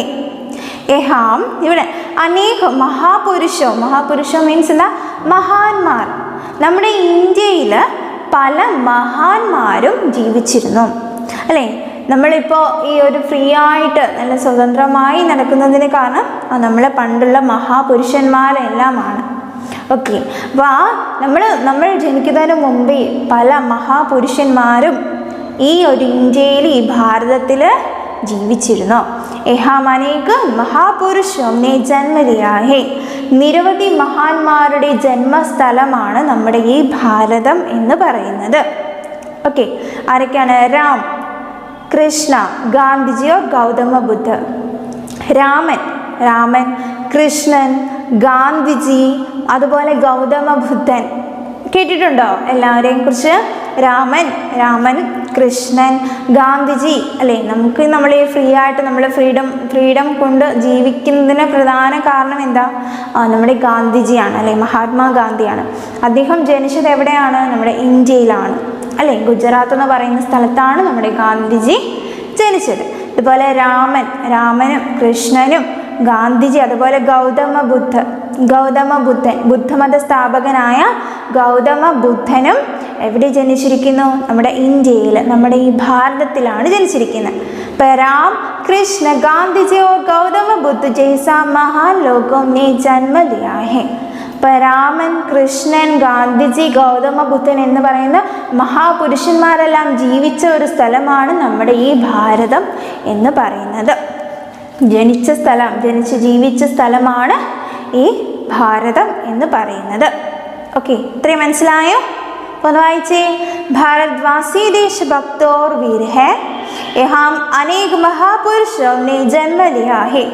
राम, कृष्ण, गांधी जी और गौतम बुद्ध जैसा महान लोगों ने जन्म लिया है. ओके, इतना മനസ്സിലായോ? ओके, नेक्स्ट എന്ത് എഴുതിയിരിക്കുന്നത്? ओके, शिक्षा और कलाओं ने पहले इस देश में जन्म लिया है. यहाँ वेद पुराणों की रचना भी हुई. അപ്പോൾ ഇവിടെ പറഞ്ഞിരിക്കുന്നത് ശിക്ഷ മീൻസ് എന്താണ്? വിദ്യാഭ്യാസം, നമ്മുടെ വിദ്യാഭ്യാസം. അതുപോലെ കല മീൻസ് എന്താ? ആർട്ട് അല്ലേ? പലവിധം നമ്മുടെ ഈ കേരളം, തമിഴ്നാട്, അങ്ങനെ പല സ്ഥലങ്ങളിൽ പല കലകളുണ്ട്. കഥകളി, ഭരതനാട്യം, മോഹിനിയാട്ടം, അങ്ങനെ പല കലകൾ ഉയർന്നു വന്നതും, അതുപോലെ വിദ്യാഭ്യാസം, എഡ്യൂക്കേഷൻ സിസ്റ്റം ഉടലെടുത്ത് വന്നതും എല്ലാം നമ്മുടെ ഭാരതത്തിൽ നിന്നാണ്. ശിക്ഷ ഓർ കലാओं ने पहले इसी देश में जन्म लिया है. അപ്പോൾ വിദ്യാഭ്യാസം എന്നിവ ജന്മം കൊണ്ടത് നമ്മുടെ ഈ ഭാരതത്തിലാണ്. കലയും വിദ്യാഭ്യാസവും, പണ്ട് കാലങ്ങളിലെ കലയും വിദ്യാഭ്യാസവും എല്ലാം ഉണ്ടായിരുന്നു. എങ്കിൽ പണ്ടുള്ള ആൾക്കാർ ഓലയിലും അല്ലേ, എന്താണ് പനയോല, ആ ഒരു മടലിലും ഒക്കെ എഴുതിയ ചരിത്രമുണ്ട്. അപ്പോൾ പണ്ട് മുതലേ വിദ്യാഭ്യാസം ഉണ്ടായിരുന്നു, കലയുണ്ടായിരുന്നു. അതെല്ലാം ജന്മം കൊണ്ടത് നമ്മുടെ ഭാരതത്തിലാണ്. Okay, next. യഹാം വേദ പുരാണവും കി രചന ഭി ഹുയി.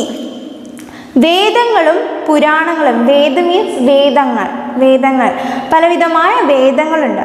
അതുപോലെ പുരാണങ്ങൾ അല്ലേ, നമ്മൾ പറയുന്ന പോലെ മഹാഭാരതം, അങ്ങനെ പുരാണങ്ങൾ കുറേ ഉണ്ട് അല്ലേ.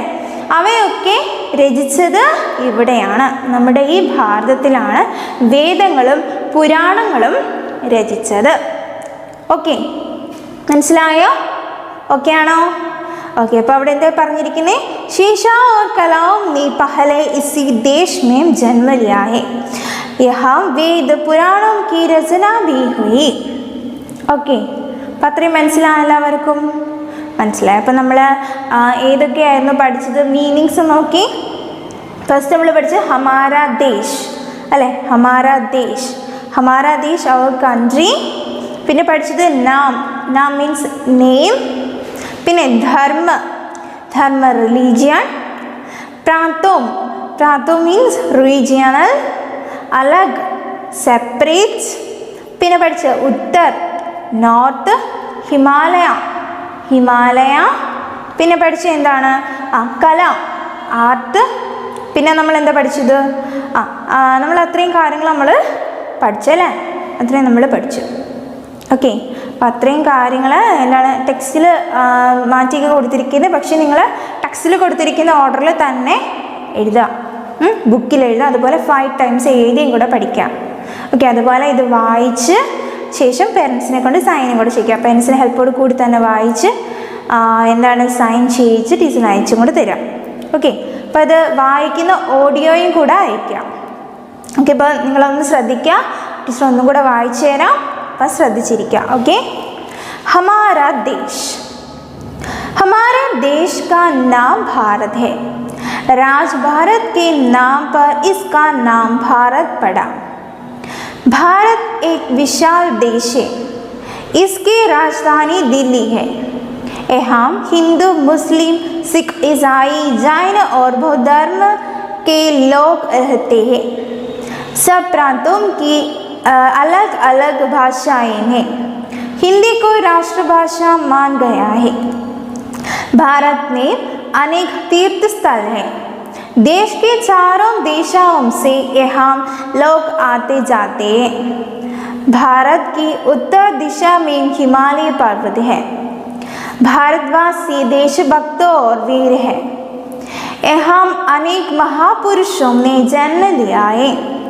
राम, कृष्ण, गांधी जी और गौतम बुद्ध जैसा महान लोगों ने जन्म लिया है। शिक्षा और कलाओं ने पहले इसी देश में जन्म लिया है। यहाँ वेद पुराणों की रचना भी हुई. ഓക്കെ, അപ്പം അത്രയും കാര്യം മനസ്സിലായല്ലോ എല്ലാവർക്കും. അപ്പോൾ ഇത് നല്ലതുപോലെ വായിക്കുക, മീനിങ്സ് എഴുതി 5 times എഴുതി പഠിക്കുക. ബുക്കിൽ പേര് എഴുതുക, ഹമാര ദേശ് എന്ന് പറഞ്ഞ 2nd chapter നെയിം എഴുതുക. അതുപോലെ മീനിങ്സും ടെക്സ്റ്റ് കൊടുത്തിരിക്കുന്ന ഓർഡറിൽ തന്നെ എഴുതാം. ഓക്കെ, അപ്പോൾ അത് വായിക്കുക, നല്ലതുപോലെ വായിച്ച് പഠിക്കാം. Okay, thank you. Good morning students, are you fine? എല്ലാവരും സുഖമായിട്ടിരിക്കുന്നോ? അപ്പം എല്ലാവരും പഠിക്കാൻ റെഡിയാണോ? പഠിച്ചാലോ? ഇന്ന് ഏത് സബ്ജക്റ്റാണ് നമ്മൾ പഠിക്കാൻ പോകുന്നത്? ഏതാ? കമ്പ്യൂട്ടർ. ഏതാണ്? കമ്പ്യൂട്ടർ. എല്ലാവരും കമ്പ്യൂട്ടർ ഇഷ്ടമല്ലേ? എല്ലാവരും കമ്പ്യൂട്ടർ കണ്ടിട്ടില്ലേ? കണ്ടിട്ടുണ്ട്. കമ്പ്യൂട്ടറിലൊക്കെ ഗെയിം കളിക്കാൻ എല്ലാവർക്കും ഇഷ്ടമല്ലേ? നമുക്ക് എല്ലാവർക്കും കമ്പ്യൂട്ടറിൽ ഗെയിമൊക്കെ കളിക്കാൻ ഇഷ്ടമാണ്. അപ്പോൾ നമ്മൾ ഗെയിം കളിക്കാൻ മാത്രമാണ് കമ്പ്യൂട്ടർ ഉപയോഗിക്കുന്നത്? അല്ല, പിന്നെ ഇന്നത്തെ ഈ ഒരു നമ്മുടെ ഈ ലൈഫ് സ്റ്റൈലിൽ കമ്പ്യൂട്ടറിന് എന്താണ് എല്ലാ മേഖലയിലും നല്ല ഇമ്പോർട്ടൻസ് ആണുള്ളത് അല്ലേ? അപ്പോൾ എന്താണ് ഈ കമ്പ്യൂട്ടർ എന്ന് പറഞ്ഞാൽ നിങ്ങൾക്കറിയാമോ? എന്താ കമ്പ്യൂട്ടർ? നമ്മൾ കഴിഞ്ഞ ക്ലാസ്സിൽ പഠിച്ചായിരുന്നില്ലേ? നമ്മൾ ഏത് ചാപ്റ്റർ പഠിച്ചുകൊണ്ടിരിക്കുന്ന? ഹിസ്റ്ററി ഓഫ് കമ്പ്യൂട്ടേഴ്സ് അല്ലേ? ഹിസ്റ്ററി ഓഫ് കമ്പ്യൂട്ടേഴ്സിൽ പഠിച്ചു തുടങ്ങിയപ്പോൾ നമ്മൾ പറഞ്ഞു എന്തായിരുന്നു കമ്പ്യൂട്ടർ? നിങ്ങളൊന്ന് പറഞ്ഞേ, ടീച്ചറൊന്ന് പറഞ്ഞു തന്നേ. എന്താണ് computer? Is an electronic device. ഒരു ഇലക്ട്രോണിക് ഡിവൈസ് ആണ് അല്ലേ? ഒരു ഇലക്ട്രോണിക് മെഷീൻ ആണ് കമ്പ്യൂട്ടർ എന്ന് പറയുന്നത്. Used for storing and processing data, typically in binary forms. അതായത് ബൈനറി ഫോംസിൽ നമ്മൾ ഡേറ്റ സ്റ്റോർ ചെയ്ത് വെക്കാനും പ്രോസസ്സ് ചെയ്യാനും എല്ലാം ഉപയോഗിക്കുന്ന ഇലക്ട്രോണിക് മെഷീനാണ് ഇത് കമ്പ്യൂട്ടർ എന്ന് പഠിച്ചില്ലേ? മറന്നുപോയോ എല്ലാവരും? ഇല്ല, പഠിച്ചു. അപ്പം പിന്നെ നമ്മൾ എന്തായിരുന്നു അതിൽ ആ ചാപ്റ്ററിൽ ഡിസ്കസ് ചെയ്ത് എന്തായിരുന്നു? ഏർലി ഹിസ്റ്ററി കമ്പ്യൂട്ടറിൻ്റെ അല്ലേ? ഹിസ്റ്ററി ഓഫ് കമ്പ്യൂട്ടർ എന്നല്ലേ നമ്മുടെ ചാപ്റ്ററിൻ്റെ പേര്. അപ്പം നമ്മൾ ഏർലി ഹിസ്റ്ററി പഠിച്ചു കമ്പ്യൂട്ടറിൻ്റെ അല്ലേ? പണ്ടത്തെ ആ ഒരു കമ്പ്യൂട്ടർ രീതി എങ്ങനെയായിരുന്നു നമ്മൾ പഠിച്ചത്? ഏതൊക്കെയാണ് നമ്മൾ പഠിച്ചത്? ദ അബാക്കസ് പഠിച്ചായിരുന്നു, പിന്നോ നേപ്പിയേഴ്സ് ബോൺസ് ഇല്ലേ? പഠിച്ചില്ലേ? തേർഡ് ഏതാണ് നമ്മൾ പഠിച്ചത്? ദ സ്ലൈഡ് റൂൾ, പിന്നോ the rotating wheel calculator, the difference engine, പിന്നോ പോളറിറ്റ് ടാബുലേറ്റിംഗ് മെഷീൻ. അങ്ങനെ നമ്മൾ 5 കാര്യങ്ങൾ അത് നമ്മൾ ഡിസ്കസ് ചെയ്തായിരുന്നു. ഇനി നമുക്ക് പുതിയൊരു ടോപ്പിക്ക് പഠിച്ചാലോ? ഏതാണ്? Generation of computers. നമ്മൾ ഹിസ്റ്ററി ഓഫ് കമ്പ്യൂട്ടർ പഠിച്ചു, ഇനി നമുക്ക് ജനറേഷൻ ഓഫ് കമ്പ്യൂട്ടേഴ്സ് ഒന്ന് പഠിക്കാം. ഓക്കെ, എല്ലാവരും റെഡിയല്ലേ? ഇതിൽ നോക്കിക്കേ, ടെക്സ്റ്റ് നോക്കിക്കേ. Generation of computers.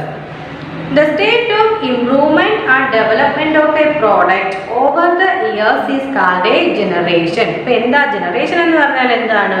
ജനറേഷൻ എന്ന് പറഞ്ഞാൽ അതായത് ഒരു പ്രോഡക്റ്റിൻ്റെ അല്ലേ? ഒരു പ്രോഡക്റ്റിൻ്റെ ഓരോ വർഷം കഴിയുമ്പോഴും ഇയർ കഴിയുമ്പോഴുള്ള ഓരോ വർഷത്തെയും ആ പ്രോഡക്റ്റിൻ്റെ ഇമ്പ്രൂവ്മെൻറ്റ്, പുരോഗതിയെയും ഡെവലപ്മെൻറ്റിനെയൊക്കെ കുറിച്ച് നമ്മൾ പറയുന്നതാണ് എന്താണ് ജനറേഷൻ എന്ന് പറയുന്നത്. അതിൻ്റെ ആ പുരോഗതിയും ഡെവലപ്മെൻറ്റിനൊക്കെ പറയുന്നതാണ് ജനറേഷൻ എന്ന് പറയുന്നത്. എന്താണ്? ഓരോ തലമുറ ഓരോ ഇയർ കഴിയുമ്പോഴും ആ ഒരു പ്രോഡക്റ്റ് ഉണ്ടാകുന്ന മാറ്റം, അതിനുണ്ടാകുന്ന പുതുമ, അതിനെയൊക്കെയാണ് നമ്മൾ ജനറേഷൻ കൊണ്ട് സൂചിപ്പിക്കുന്നത്. ഇപ്പം നമ്മൾ പഠിക്കുന്നത് പ്രോഡക്റ്റിൻ്റെ ജനറേഷൻ ആണോ? അല്ല. എന്താണ്? ജനറേഷൻ ഓഫ് കമ്പ്യൂട്ടേഴ്സ് ആണ്. കമ്പ്യൂട്ടറിൻ്റെ ജനറേഷനെ കുറിച്ചാണ് നമ്മൾ പഠിക്കാൻ പോകുന്നത്. അപ്പോൾ കമ്പ്യൂട്ടറിൻ്റെ ജനറേഷൻ എന്ന് വെച്ചാൽ എന്താണ്? നോക്കിക്കേ, generation in computers refers to the change in the technology, അതായത് ടെക്നോളജിയിൽ സാങ്കേതിക വിദ്യയിൽ വരുന്ന മാറ്റത്തെയാണ് നമ്മൾ കമ്പ്യൂട്ടറിലെ ജനറേഷൻ കൊണ്ട് സൂചിപ്പിക്കുന്നത്. ഓരോ വർഷങ്ങളും കഴിയും തോറും അല്ലെങ്കിൽ വർഷങ്ങൾ ഇങ്ങനെ കടന്നു പോവുകയും നമ്മുടെ സാങ്കേതിക വിദ്യ വികസിച്ച് വികസിച്ച് വികസിച്ച് പുതിയ പുതിയ പുതിയ മാറ്റങ്ങൾ നമ്മുടെ കമ്പ്യൂട്ടറിന് ഉണ്ടായിട്ടുണ്ട്, ഇപ്പോഴും ഉണ്ടായിക്കൊണ്ടിരിക്കുന്നു. അതിനെയാണ് നമ്മൾ എന്താണ് ജനറേഷൻ ഓഫ് കമ്പ്യൂട്ടേഴ്സ് എന്ന് പറയുന്നത് അല്ലേ. എന്താണ് generation in computers refers to the change in the technology or how computers were used in the past. അതായത് നമ്മൾ ആ സാങ്കേതികത പണ്ട് എങ്ങനെയായിരുന്നു കമ്പ്യൂട്ടർ യൂസ് ചെയ്തുകൊണ്ടിരുന്നത്, പിന്നെ ബീങ് യൂസ്ഡ് നൗ ഇപ്പൊ നമ്മൾ എങ്ങനെയാ കമ്പ്യൂട്ടർ യൂസ് ചെയ്യുന്നത്, ഏത് തരത്തിലുള്ള കമ്പ്യൂട്ടറാണ് യൂസ് ചെയ്യുന്നത്, പിന്നെ used now and will be used in future, ഭാവിയിൽ ആ ഒരു ചേഞ്ച് എങ്ങനെ ആയിരിക്കും ഇല്ലേ. നമ്മൾ പണ്ടത്തെ കമ്പ്യൂട്ടറാണ് ഇപ്പോൾ യൂസ് ചെയ്യുന്നത്, അല്ല സാങ്കേതിക വിദ്യ വികസിച്ച് കമ്പ്യൂട്ടറിൻ്റെ ആ ഒരു ഷേപ്പും മാറി, പിന്നെന്താണ് ആ ഒരു അതിൻ്റെ മൊത്തം സിസ്റ്റവും മാറി, പുതിയൊരു രീതിയിലുള്ള കമ്പ്യൂട്ടറാണ് നമ്മൾ ഇപ്പോൾ യൂസ് ചെയ്യുന്നത്. ഇനി ഭാവിയിൽ എങ്ങനെ ആയിരിക്കും നമുക്ക് പറയാൻ പറ്റുമോ, അല്ല ഭാവിയിൽ ഇപ്പോഴും എന്താണ് സാങ്കേതിക വിദ്യ ഇങ്ങനെ ഡെവലപ്പ് ചെയ്തുകൊണ്ടിരിക്കുന്നതിനനുസരിച്ച് ഭാവിയിലും അത് മാറി തിരിഞ്ഞും വരാം. അപ്പോൾ നമ്മൾ എന്താണ് ജനറേഷൻ ഓഫ് കമ്പ്യൂട്ടർ എന്ന് വെച്ചാൽ എന്താണ് പറയുന്നത്, generation in computers refers to the change in the technology as how computers were used in the past, being used now and will be used in future. അത് പണ്ട് ഉപയോഗിച്ചുകൊണ്ടിരുന്നു, ഇപ്പോഴും ഉപയോഗിക്കുന്നു, ഭാവിയിലും ഉപയോഗിക്കും. പക്ഷെ ഇപ്പോഴെല്ലാം എന്താണ് മാറ്റത്തിലൂടെയാണ്. പണ്ട് ഉപയോഗിച്ച രീതിയാണോ ഇപ്പം, അല്ല സാങ്കേതിക വിദ്യ ഡെവലപ്പായി പുതിയ സിസ്റ്റം വന്നു. പിന്നെ ഒരു ഭാവിയിൽ ഇങ്ങനെ ആയിരിക്കുമോ, അല്ല മാറി മാറി വരാം. അപ്പം എന്താണ് സാങ്കേതിക വിദ്യയിൽ ഉണ്ടാകുന്ന ആ ഒരു ചേഞ്ചസിനെയാണ് എന്താണ് ജനറേഷൻ ഓഫ് കമ്പ്യൂട്ടറിൽ നമ്മൾ ഉദ്ദേശിക്കുന്നത്. മനസ്സിലായോ മക്കൾക്ക്? നമുക്കൊരു 5 ജനറേഷനാണ് പഠിക്കാനുള്ളത്. Each generation is compared by major technological development. ഈ ഓരോ ജനറേഷൻ നമ്മൾ കമ്പയർ ചെയ്ത് നോക്കുകയാണെങ്കിലും എല്ലാ ജനറേഷനും എന്താണ് ടെക്നോളജിക്കൽ ഡെവലപ്മെൻ്റ് ആണ് അല്ലേ, സാങ്കേതിക വിദ്യയുടെ വികസനമാണ് നമുക്ക് കാണാൻ സാധിക്കുന്നത്. നമുക്ക് 5 ജനറേഷൻ പഠിക്കാനുള്ളത് പറഞ്ഞു, നമുക്കത് പഠിച്ചാലോ? നോക്കിക്കേ, ഫസ്റ്റ് ജനറേഷൻ കമ്പ്യൂട്ടർ പഠിക്കാനുണ്ട്, second generation computers, third generation computers, fourth generation computers and fifth generation computers. ഇത് 5 എണ്ണമാണ് നമുക്ക് സ്റ്റഡി ചെയ്യാനുള്ളത്. നമുക്ക് തുടങ്ങാം. The first generation computers were very large in size. അതായത് പണ്ടത്തെ നമ്മൾ ഈ ജനറേഷനിൽ ഫസ്റ്റ് ജനറേഷനിൽ ഉപയോഗിക്കുന്ന കമ്പ്യൂട്ടർ എങ്ങനെയായിരുന്നു, വെരി ലാർജ് ഇൻ സൈസ്. സൈസിൽ എന്തായിരുന്നു, വളരെ വലിപ്പമുള്ളതായിരുന്നു ഫസ്റ്റ് ജനറേഷൻ കമ്പ്യൂട്ടർ എന്ന് പറയുന്നത്. It almost occupied an entire room. ഒരു റൂം തന്നെ വേണമായിരുന്നു നമുക്ക് ആ കമ്പ്യൂട്ടർ ഒന്ന് വെക്കാനായിട്ട്. This generation of computers used vacuum tubes and magnetic drums. അപ്പോൾ ഈ കമ്പ്യൂട്ടർ നമ്മൾ യൂസ് ചെയ്തിരുന്നത് എന്താണ്, 2 സാധനങ്ങൾ എന്തൊക്കെയാണ്, വാക്യൂം ട്യൂബ്സും മാഗ്നറ്റിക് ഡ്രംസും. എന്തൊക്കെയാണ്, vacuum tubes and magnetic drums.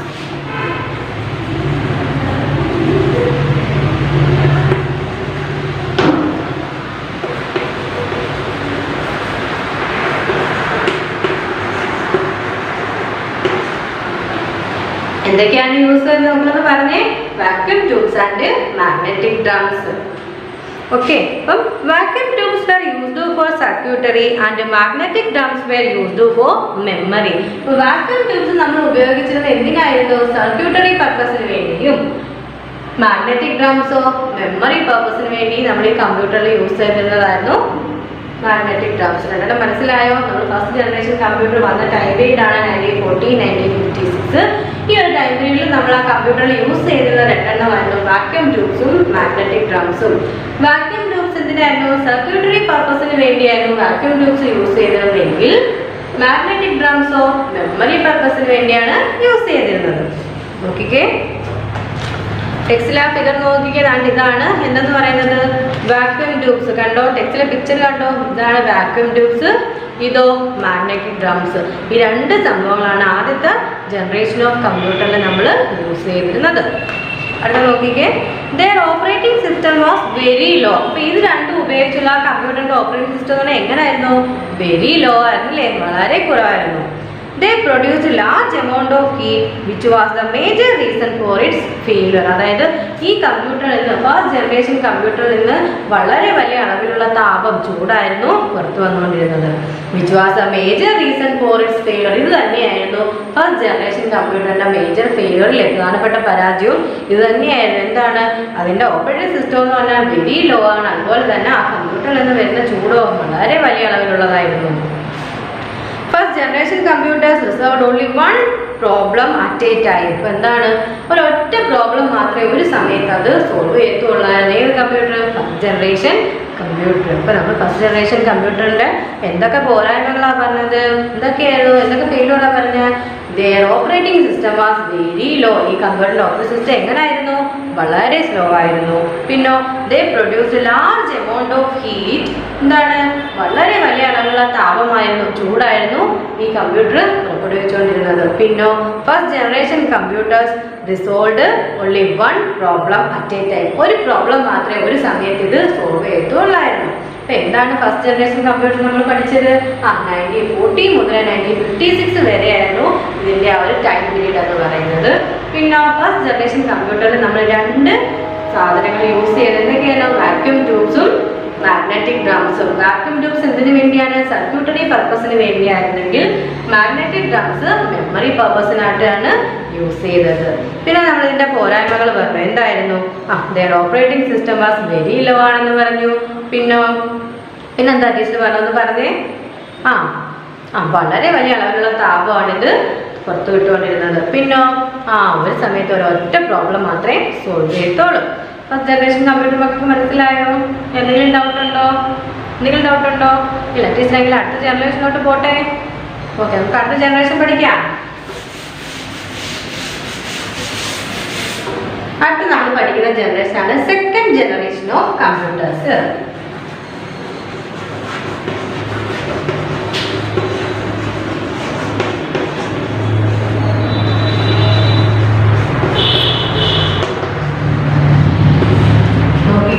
നമ്മൾ രണ്ടാമത്തെ സെക്കൻഡ് ജനറേഷനെ പറ്റി പഠിക്കുവാണ്. സെക്കൻഡ് ജനറേഷന്റെ ടൈം പീരീഡ് നോക്കിക്കേ. 1956 to 1963. എന്താണ്? 1956 to 1963 ആയിരുന്നു ഈ ഒരു ജനറേഷന്റെ ടൈം പീരീഡ് എന്ന് പറയുന്നത്. ശ്രദ്ധിച്ചിരുന്നേ. In the second generation of computers, the vacuum tubes were replaced by transistors. അതായത് നമ്മൾ പറഞ്ഞു ഫസ്റ്റ് ജനറേഷൻ കമ്പ്യൂട്ടേഴ്സിന് ഒരുപാട് പോരായ്മകൾ ഉണ്ടായിരുന്നില്ലേ? അപ്പം ആ പോരായ്മകൾ വെച്ച് മുന്നോട്ട് കൊണ്ടുപോകാൻ പറ്റില്ല. പറ്റാതെ നമ്മൾ എന്തോ ചെയ്യും? ഒരു കാര്യം പരാജയമാണെങ്കിൽ നമ്മൾ എന്തോ ചെയ്യും? അവരെ മറികടന്നുകൊണ്ടുള്ള പുതിയ എന്തെങ്കിലും കാര്യങ്ങൾ നോക്കും ഇല്ല? അപ്പം അതുപോലെ ആ പരാജയത്തെ മാറ്റി നിർത്തി പുതിയ എണ്ണം രൂപീകരിക്കണമെന്ന് തോന്നിയപ്പോൾ നമ്മൾ എങ്ങോട്ട് വന്നു? സെക്കൻഡ് ജനറേഷനിലോട്ട് വന്നു. സെക്കൻഡ് ജനറേഷനിൽ വന്നപ്പോൾ ആദ്യം നമ്മൾ യൂസ് ചെയ്തത് വാക്യൂം ട്യൂബ്സ് ആയിരുന്നു ഫസ്റ്റ് ജനറേഷനിൽ. അതെന്തോ ചെയ്തു? അത് പയ്യെ അങ്ങ് റീപ്ലേസ് ചെയ്തിട്ട് അവിടെ എന്തോ കൊണ്ടുവന്നു? ട്രാൻസിസ്റ്റേഴ്സ് കൊണ്ടുവന്നു. എന്തോ കൊണ്ടുവന്നു? ട്രാൻസിസ്റ്റേഴ്സ്.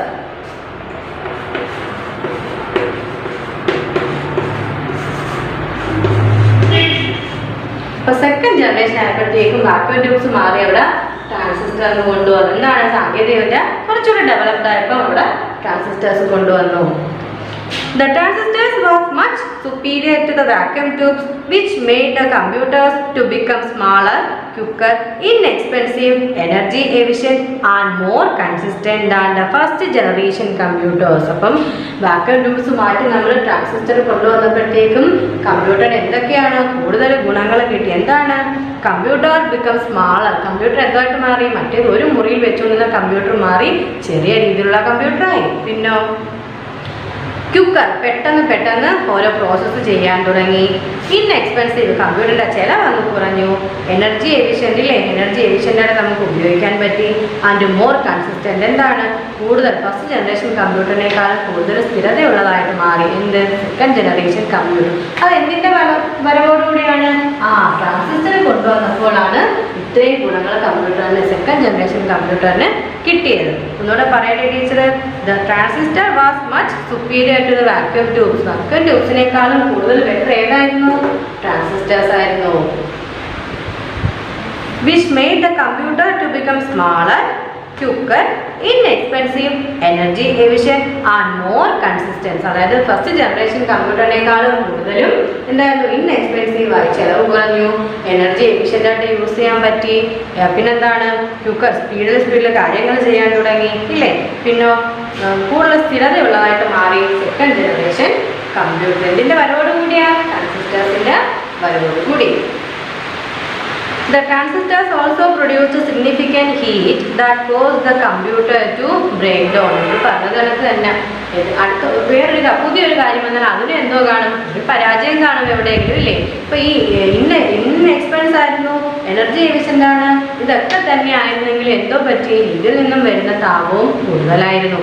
അതെന്തിന് കാരണമായി, നമ്മുടെ കമ്പ്യൂട്ടറിന്റെ ബ്രേക്ക് ഡൗണിന് കാരണമായി. ഇപ്പൊ സെക്കൻഡ് ജനറേഷന്റെ കമ്പ്യൂട്ടറിനും എന്തായിരുന്നു ഫെയിലിയർ, അതിൽ നിന്ന് വരുന്ന ഹീറ്റ് തന്നെയായിരുന്നു ഇല്ലേ. കൂടുതൽ അളവിലുള്ള ഹീറ്റ് പ്രൊഡ്യൂസ് ചെയ്യാൻ തുടങ്ങിയപ്പോൾ കമ്പ്യൂട്ടർ ബ്രേക്ക് ഡൗൺ ആവാൻ തുടങ്ങി. പിന്നെ second generation computers used punch card and printouts for input and out. അതായത് നമ്മൾ കമ്പ്യൂട്ടറിന് എന്തെങ്കിലും ഇൻപുട്ട് അങ്ങോട്ട് കൊടുക്കണം അല്ലേ, ക്വസ്റ്റ്യൻസ് കൊടുത്താലല്ലേ തിരിച്ച് കമ്പ്യൂട്ടർ സോൾവ് ചെയ്യാൻ നമുക്ക് തരൂ. നമ്മൾ അങ്ങോട്ട് കൊടുക്കുന്നതിന് വേണ്ടി നമ്മൾ പഞ്ച് കാർഡും പ്രിന്റ് ഔട്ടും ഒക്കെ ആയിരുന്നു യൂസ് ചെയ്യുന്നത് ഇല്ലേ. ഇൻപുട്ട് ഔട്ട്പുട്ട് ഡിവൈസ് ആയിട്ട് നമ്മൾ സെക്കൻഡ് ജനറേഷൻ കമ്പ്യൂട്ടറിൽ യൂസ് ചെയ്തത് എന്താണ്, പഞ്ച് കാർഡ് ആൻഡ് പിന്നെന്താണ് പ്രിന്റ് ഔട്ട് ആയിരുന്നു.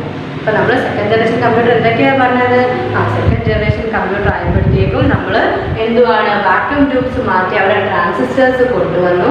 ട്രാൻസിസ്റ്റർ കൊണ്ടുവന്നപ്പോൾ കമ്പ്യൂട്ടർ ഫസ്റ്റ് ജനറേക്കാളും കൂടുതൽ എന്താണ്, സ്ഥിരതയുള്ളതായിട്ട് മാറി. പിന്നെ എന്തൊക്കെയാണ് നിങ്ങൾ പറഞ്ഞേ, ടീച്ചർ പറഞ്ഞേ എന്താണ്, ക്യുക്കറായി, പിന്നെന്താണ് പ്രവർത്തനങ്ങളൊക്കെ ക്യുക്കറായി, പിന്നെ എക്സ്പെൻസീവായി, എനർജി എഫിഷ്യൻറ്റ്, ഇതെല്ലാം ആയെങ്കിലും എന്തോ അതിനകത്ത് ഫെയിലിയർ എന്താണ്, transistors also produced significant heat. ആ ഒരു ഹീറ്റ് വന്നപ്പോഴത്തേനും എന്തോ ഇത് കമ്പ്യൂട്ടേഴ്സ് ബ്രേക്ക് ഡൗൺ ആവാൻ തുടങ്ങി. പിന്നെ നമ്മളിവിടെ യൂസ് ചെയ്തത് എന്തൊക്കെയാണ്, ഇൻപുട്ട് ഔട്ട്പുട്ട് ഉപകരണമായിട്ട് എന്തൊക്കെയാണ് യൂസ് ചെയ്തത് നിങ്ങൾ പറഞ്ഞേ, പഞ്ച് കാർഡും പ്രിന്റ് ഔട്ടും ആയിരുന്നു.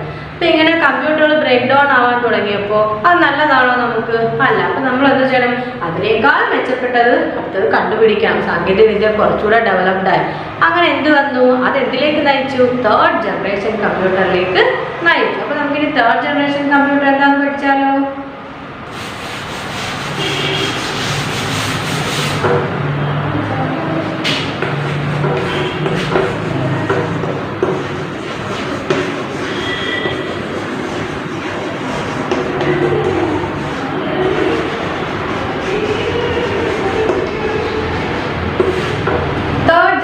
കമ്പ്യൂട്ടറിലോട്ട് വന്നപ്പോൾ ട്രാൻസിസ്റ്റർ വെച്ചിട്ടും കമ്പ്യൂട്ടർ എന്തുവായിരുന്നു, പരാജയമായിട്ട് മാറി. അത് എന്തിലേക്ക് തെളിച്ചു, തേർഡ് ജനറേഷൻ കമ്പ്യൂട്ടറിൻ്റെ ഇതിലേക്ക് നയിച്ചു. അപ്പോൾ തേർഡ് ജനറേഷൻ കമ്പ്യൂട്ടറിൻ്റെ ടൈം പീരീഡ് 1964 തൊട്ട് 1971 വരെയായിരുന്നു. 1964 to 1971 വരെയായിരുന്നു നമ്മുടെ തേർഡ് ജനറേഷൻ കമ്പ്യൂട്ടറിൻ്റെ ആ ഒരു ടൈം പീരീഡ് എന്ന് പറയുന്നത്. നമുക്ക് നോക്കാം, നോക്കിക്കേ. The development of the integrated circuit left its mark in the third generation of computers. അപ്പോൾ ട്രാൻസിസ്റ്റർ പരാജയമായപ്പോൾ പുതിയൊരെണ്ണം കണ്ടുപിടിച്ചു. എന്താണ്, ഇൻ്റഗ്രേറ്റഡ് സർക്യൂട്ട്സ്. എന്താണ്, ഇൻ്റഗ്രേറ്റഡ് സർക്യൂട്ട്സ്.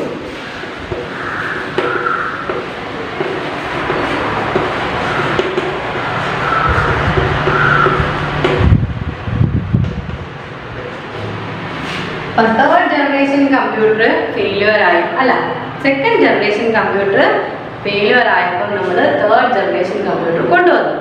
തേർഡ് ജനറേഷൻ കമ്പ്യൂട്ടറിൽ നമ്മൾ ആ ട്രാൻസിസ്റ്റർ മാറ്റി പകരം എന്ത് കൊണ്ടുവന്നു, ഇൻ്റഗ്രേറ്റഡ് സർക്യൂട്ട് കൊണ്ടുവന്നു. മക്കൾക്ക് മനസ്സിലാവുന്നുണ്ടോ ടീച്ചർ പറയുന്നത്?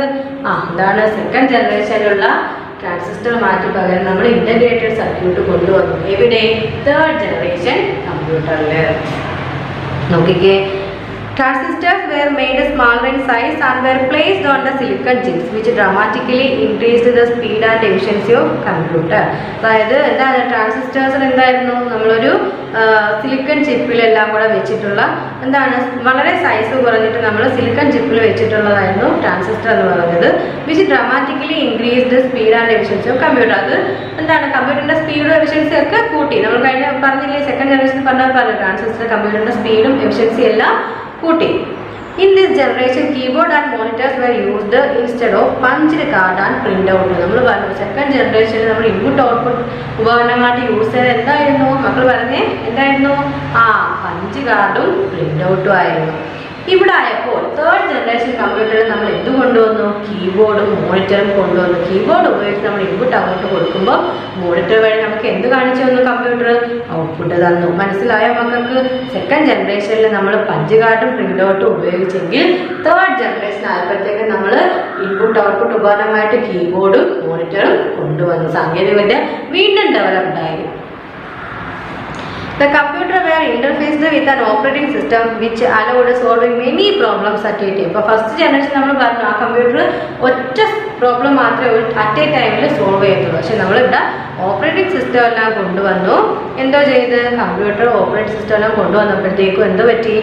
ഒന്നിൽ കൂടുതൽ problems at a time solve ചെയ്യാൻ തുടങ്ങി.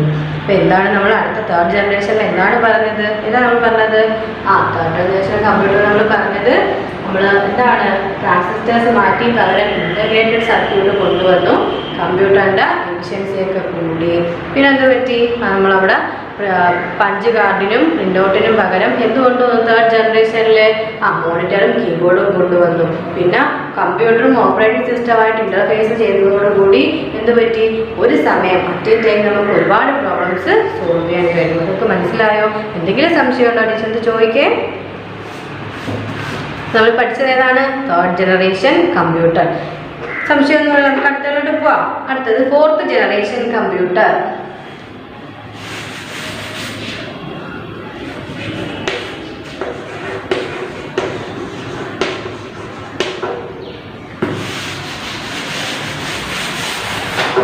ഫോർത്ത് ജനറേഷൻ കമ്പ്യൂട്ടർ ആയപ്പോഴത്തേക്കും പീരീഡ് എവിടെ സ്റ്റാർട്ട് ചെയ്തത്? 1971 തൊട്ടാണ് ഫോർത്ത് ജനറേഷൻ സ്റ്റാർട്ട് ചെയ്യുന്നത്. ഇപ്പോഴും ഏത് ജനറേഷൻ തന്നെയാണ്? നമ്മൾ ഫോർത്ത് ജനറേഷൻ തന്നെയാണ്.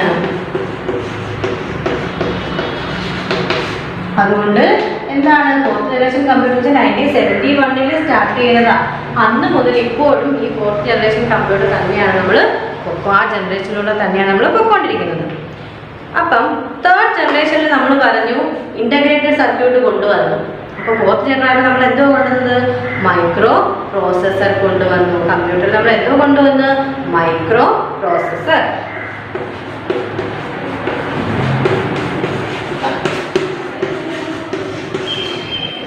മൈക്രോ പ്രോസസ്സേഴ്സ് നമ്മൾ കൊണ്ടുവന്നു. ജനറേഷൻ സ്റ്റാർട്ട് ചെയ്തത് 1971 1971 തൊട്ട് അറ്റ് പ്രസന്റ് ഇപ്പോഴും നമ്മൾ എന്താണ് ഫോർത്ത് ജനറേഷനിൽ കൂടാണ് പൊയ്ക്കൊണ്ടിരിക്കുന്നത്. അപ്പം തേർഡ് ജനറേഷനിൽ നമ്മൾ ഇൻ്റഗ്രേറ്റഡ് സർക്യൂട്ടാണ് യൂസ് ചെയ്തതെങ്കിൽ ഫോർത്ത് ജനറേഷൻ വന്നപ്പോഴത്തേക്ക് അത് മാറി മൈക്രോ പ്രോസസ്സർ യൂസ് ചെയ്യാൻ തുടങ്ങി. അപ്പോൾ മൈക്രോ പ്രോസസ്സർ വന്നപ്പോഴത്തേക്കും എന്താണ് അടുത്തൊരു ജനറേഷനായി ഫോർത്ത് ജനറേഷനായിട്ട് മാറിയിട്ട് എന്താണ് ടെക്നോളജി കുറച്ചുകൂടി ഡെവലപ്ഡ് ആയി. Okay, the microprocessor brought the fourth generation of computers as thousands of integrated circuits were built within a single silicon chip. അതായത് നമ്മൾ തേർഡ് ജനറേഷനിൽ എന്താണ് തൗസൻഡ്സ് ഓഫ് ഇൻ്റഗ്രേറ്റഡ് സർക്യൂട്ടാണ് നമ്മൾ യൂസ് ചെയ്യുന്നത്. അതെല്ലാം ഒരുമിച്ച് ഒരു സിംഗിൾ ചിപ്പിലാക്കിയിട്ടാണ് നമ്മൾ ഫോർത്ത് ജനറേഷനിൽ യൂസ് ചെയ്യാൻ തുടങ്ങുന്നത്. അതായത് മൈക്രോ പ്രോസസ്സറായിട്ട് നമ്മൾ യൂസ് ചെയ്യാൻ തുടങ്ങി. This technique led to the development of internet. അപ്പോൾ ആ ഒരു കണ്ടുപിടുത്തം അല്ലെങ്കിൽ ആ ടെക്നിക് എന്താണ് തൗസൻഡ്സ് ഓഫ് ഇൻ്റഗ്രേറ്റഡ് സർക്യൂട്ട് ഒരൊറ്റ സിംഗിൾ സിലിക്കൺ ചിപ്പിലാക്കി നമുക്ക് വെക്കാം എന്നുള്ള ആ ഒരു ടെക്നിക്ക് എന്നുള്ള സാങ്കേതിക വിദ്യയുടെ ആ ഒരു ഡെവലപ്മെൻറ്റ് എന്തിലേക്ക് നയിച്ചു? പുതിയൊരു കണ്ടുപിടുത്തം എന്താണ് ഇൻ്റർനെറ്റിൻ്റെ കണ്ടുപിടുത്തത്തിലേക്ക് നയിച്ചു. Computers become available at lower cost. അപ്പോൾ ഫോർത്ത് ജനറേഷൻ വന്നപ്പോഴത്തേനും കമ്പ്യൂട്ടർ എന്തോ ചെയ്തു? ലോവർ കോസ്റ്റിൽ നമുക്ക് കിട്ടാൻ തുടങ്ങി. Then power efficiency and reliability increased. Power efficiency അങ്ങ് കൂടി, റിലയബിലിറ്റിയും കൂടി, വിശ്വാസ്യതയും കൂടി. Applications such as word processor and spreadsheet made easy even for non technical person to use computers. അതായത് ഒരു എന്താണ് പുതിയ ആപ്ലിക്കേഷൻസ് ഒക്കെ കൊണ്ടുവന്നു. ഫോർത്ത് ജനറേഷൻ ആയപ്പോഴത്തേക്കും ടെക്നോളജി കൂടുതൽ ഇമ്പ്രൂവ് ആയിട്ട് പുതിയ പുതിയ ആപ്ലിക്കേഷൻസ് കൊണ്ടുവന്നു. വേർഡ് പ്രോസസ്സറും സ്പ്രെഡ്ഷീറ്റും ഒക്കെ കൊണ്ടുവന്നതോടുകൂടി ഒരു നോൺ ടെക്നിക്കൽ പേഴ്സണ് വരെ കമ്പ്യൂട്ടർ യൂസ് ചെയ്യാം എന്നുള്ളൊരു അവസ്ഥയിലേക്ക് കാര്യങ്ങളെത്തി. The size of computers become increasingly smaller over the years. അപ്പോൾ ആദ്യത്തെ ഇയർ നമ്മൾ നോക്കി ആദ്യത്തെ ഫസ്റ്റ് ജനറേഷൻ എന്തായാലും ഒരു റൂമിൽ കൊള്ളത്തക്ക രീതിയിലുള്ളതായിരുന്നു ഒരു കമ്പ്യൂട്ടർ എന്ന് പറഞ്ഞാൽ. പക്ഷെ ഇന്നോ എന്തായി, കമ്പ്യൂട്ടറിന്റെ വലിപ്പം പോകെ ചെറുതായി വന്നു. Then the laptop originated that was smaller and easier to carry around. ഇപ്പോൾ എന്താണ്, ലാപ്ടോപ്പും ഒക്കെ ഉണ്ടല്ലേ, നമുക്ക് നമ്മുടെ കൈപ്പിടിയിൽ ഒതുക്കത്തക്ക രീതിയിലുള്ളതായിട്ട് മാറി കമ്പ്യൂട്ടർ. പണ്ട് എങ്ങനെയായിരുന്നു, ഒരു മുറിയിൽ ഉൾക്കൊള്ളുന്ന കമ്പ്യൂട്ടർ ആണെങ്കിൽ ഇന്ന് നമ്മുടെ കൈപ്പിടിയിൽ ഒതുങ്ങുന്ന രീതിയിലുള്ള കമ്പ്യൂട്ടറിലേക്ക് എത്തി. സാങ്കേതികവിദ്യ ടെക്നോളജി അത്രമാത്രം ഡെവലപ്ഡ് ആയി. ഈ പിക്ചർ നോക്കിക്കേ കണ്ടോ, ഇതായിരുന്നു എന്ത് പണ്ടത്തെ ആദ്യകാലത്ത് നമ്മൾ ഫസ്റ്റ് ജനറേഷനിൽ പറഞ്ഞ കമ്പ്യൂട്ടറിന്റെ പിക്ചറാണ് ഇത്.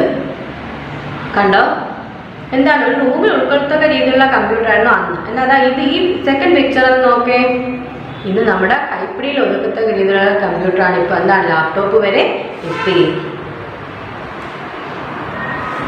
കണ്ടോ പിക്ചർ കണ്ടോ. നെറ്റ്വർക്ക് അടുത്ത നോക്കിക്കേ, networking of computers become possible in this generation of computers. അപ്പം ഈ ഒരു ജനറേഷൻ ആയപ്പോഴത്തേക്കും നമുക്ക് നെറ്റ്വർക്കിംഗ് ഓഫ് കമ്പ്യൂട്ടേഴ്സ്, ഒരു കമ്പ്യൂട്ടറിന് മറ്റൊരു കമ്പ്യൂട്ടർ ബന്ധിപ്പിക്കാം. എവിടെ വേണമെങ്കിലും ഏത് സ്ഥലത്തുള്ള കമ്പ്യൂട്ടറിനെ തമ്മിൽ നമുക്ക് പരസ്പരം ബന്ധിപ്പിച്ചുകൊണ്ട് ജോലി ചെയ്യാൻ പറ്റത്തക്ക രീതിയിലായി ഫോർത്ത് ജനറേഷൻ ആയപ്പോഴത്തേക്ക്. ഫോർത്ത് ജനറേഷൻ മനസ്സിലായോ? ഫോർത്ത് ജനറേഷനാണ് എന്ത് വന്നത്, മൈക്രോ പ്രോസസ്സർ കൊണ്ടുവന്നു.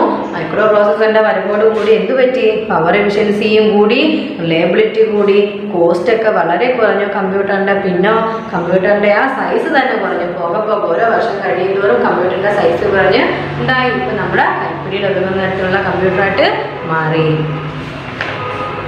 അടുത്ത ജനറേഷനാണ് ഫിഫ്ത്ത് ജനറേഷൻ കമ്പ്യൂട്ടേഴ്സ്. ഏതാണ് ഫിഫ്ത്ത് ജനറേഷൻ?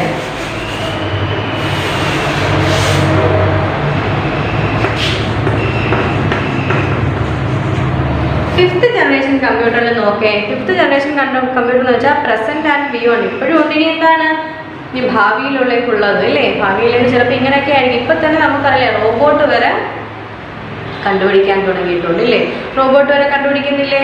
അപ്പൊ അതുകൊണ്ട് ഇനി ഭാവിയിൽ പുതിയ മാറ്റങ്ങൾ വരാം. നോക്കിക്കേ, fifth generation computing devices are based on artificial intelligence. അതായത് എന്താണ്, ഒരു ആർട്ടിഫിഷ്യൽ ആയിട്ടുള്ള ഒരു കഴിവ്, ഇന്റലിജൻസ് ഉപയോഗിച്ചാണ് നമ്മൾ ഫിഫ്ത്ത് ജനറേഷൻ കമ്പ്യൂട്ടേഴ്സ് എന്താ ചെയ്യാൻ പോകുന്നത്, ഉപയോഗിക്കാൻ പോകുന്നത്. അല്ലെങ്കിൽ ഫിഫ്ത്ത് ജനറേഷൻ കമ്പ്യൂട്ടർ അടിസ്ഥാനമാക്കിയിരിക്കുന്നത് ഒരു ആർട്ടിഫിഷ്യൽ ഇന്റലിജൻസ് ആണ്, കൃത്രിമമായ കഴിവിലായിരിക്കും. And parallel processing, they are still in the developmental stage. ഇപ്പോഴും എന്താണ്, ഡെവലപ്മെന്റൽ സ്റ്റേജിലാണ് ഈ കമ്പ്യൂട്ടർ പൊക്കോണ്ടിരിക്കുന്നത്, അല്ലെങ്കിൽ ടെക്നോളജി പൊക്കോണ്ടിരിക്കുന്നത്. എന്താണ്, ഒരു ഡെവലപ്മെന്റൽ സ്റ്റേജിലാണ്. ഇപ്പോഴും ഓരോ കാര്യങ്ങളും പുതുതായിട്ട് കണ്ടുപിടിച്ച് പൊക്കോണ്ടിരിക്കുകയാണ്. Fifth generation computers join the gap between basic calculation and intellectual learning. അതായത് fifth generation computers join the gap between, അതായത് ബേസിക് കാൽക്കുലേഷനും ഇന്റലക്ച്വൽ ലേണിംഗ് തമ്മിലുള്ള ആ ഒരു ഗ്യാപ്പിലാണ് ഇപ്പോൾ നമ്മുടെ ഫിഫ്ത്ത് ജനറേഷൻ കമ്പ്യൂട്ടർ ജോയിൻ ചെയ്തേക്കുന്നത്. അതായത് ഇനി പോകെ അതിനുള്ള മാർഗങ്ങൾ കണ്ടുപിടിച്ചിട്ട് എന്താണ് പുതിയ കണ്ടുപിടുത്തങ്ങൾ കൊണ്ടുവരും ഇല്ലേ. അത് എവിടെ കൊണ്ട് തീരുവാണോ, ഫിഫ്ത്ത് ജനറേഷൻ കൊണ്ട് തീരുവാണോ? അല്ല, ഇനിയും പുതിയ സാങ്കേതികവിദ്യ ടെക്നോളജി അത്രമാത്രം ഡെവലപ്പ് ചെയ്തുകൊണ്ട് പുതിയ കണ്ടുപിടുത്തങ്ങൾ നടന്നുകൊണ്ടേയിരിക്കുന്നു അല്ലേ. നമ്മൾ എന്താണ് പഠിച്ചുകൊണ്ടിരുന്നത്, കമ്പ്യൂട്ടറിൻ്റെ ജനറേഷൻസ് ഓഫ് കമ്പ്യൂട്ടർ. നമ്മൾ ഫസ്റ്റ് ജനറേഷൻ പറഞ്ഞു. ഫസ്റ്റ് ജനറേഷനിൽ നമ്മൾ എന്താണ് യൂസ് ചെയ്തത്, മക്കളൊന്ന് പറഞ്ഞേ. എന്തായിരുന്നു ഫസ്റ്റ് ജനറേഷൻ നമ്മൾ യൂസ് ചെയ്തത്? വാക്യൂം ട്യൂബ്സും പിന്നെന്തായിരുന്നു, വാക്യൂം ട്യൂബ്സും ഉണ്ടായിരുന്നു, മാഗ്നറ്റിക് ഡ്രംസും ഉണ്ടായിരുന്നു. സെക്കൻഡ് ജനറേഷൻ ആയപ്പോൾ നമ്മൾ വാക്യൂം ട്യൂബ്സ് മാറ്റി പകരം എന്ത് കൊണ്ടുവന്നു, ട്രാൻസിസ്റ്റർ കൊണ്ടുവന്ന. എല്ലാവരും ശ്രദ്ധിച്ചിരുന്നല്ലേ. ഇനി തേർഡ് ജനറേഷൻ ആയപ്പോൾ ട്രാൻസിസ്റ്റർ മാറ്റി നമ്മൾ എന്ത് കൊണ്ടുവന്നു, ഇന്റഗ്രേറ്റർ സർക്യൂട്ട് കൊണ്ടുവന്നു. ഫോർത്ത് ജനറേഷൻ ആയപ്പോഴോ അവിടെ ഇപ്പോൾ എന്തുമായി, മൈക്രോ പ്രോസസ്സർ ആയപ്പോൾ ഇപ്പോഴും നമ്മൾ ഏത് സ്റ്റേജിലാണ്, ഫോർത്ത് ജനറേഷനിൽ തന്നെയാണ് ഇല്ലേ. മനസ്സിലായില്ലേ മക്കൾക്ക്? എന്തെങ്കിലും ഡൗട്ട് ഉണ്ടോ ഒന്ന് വായിച്ചു നോക്കേ. ക്ലിയർ ആയില്ലേ? എന്തെങ്കിലും ഡൗട്ട് ഉണ്ടോ? ഈ പഠിപ്പിച്ച എല്ലാ ടീച്ചറും നെക്സ്റ്റ് ക്ലാസ്സിൽ ക്വസ്റ്റ്യൻ ചോദിക്കുമ്പോൾ എല്ലാവരും ഉത്തരം പറയണം കേട്ടോ. എല്ലാവരും പഠിച്ചിട്ട് വരണം നെക്സ്റ്റ് ക്ലാസ്സിൽ. ഓക്കെ, ഒരു ഡൗട്ടും ഇല്ലല്ലോ. എങ്കിൽ നമുക്ക് ക്ലാസ് വൈൻഡപ്പ് ചെയ്യാം. Okay, thank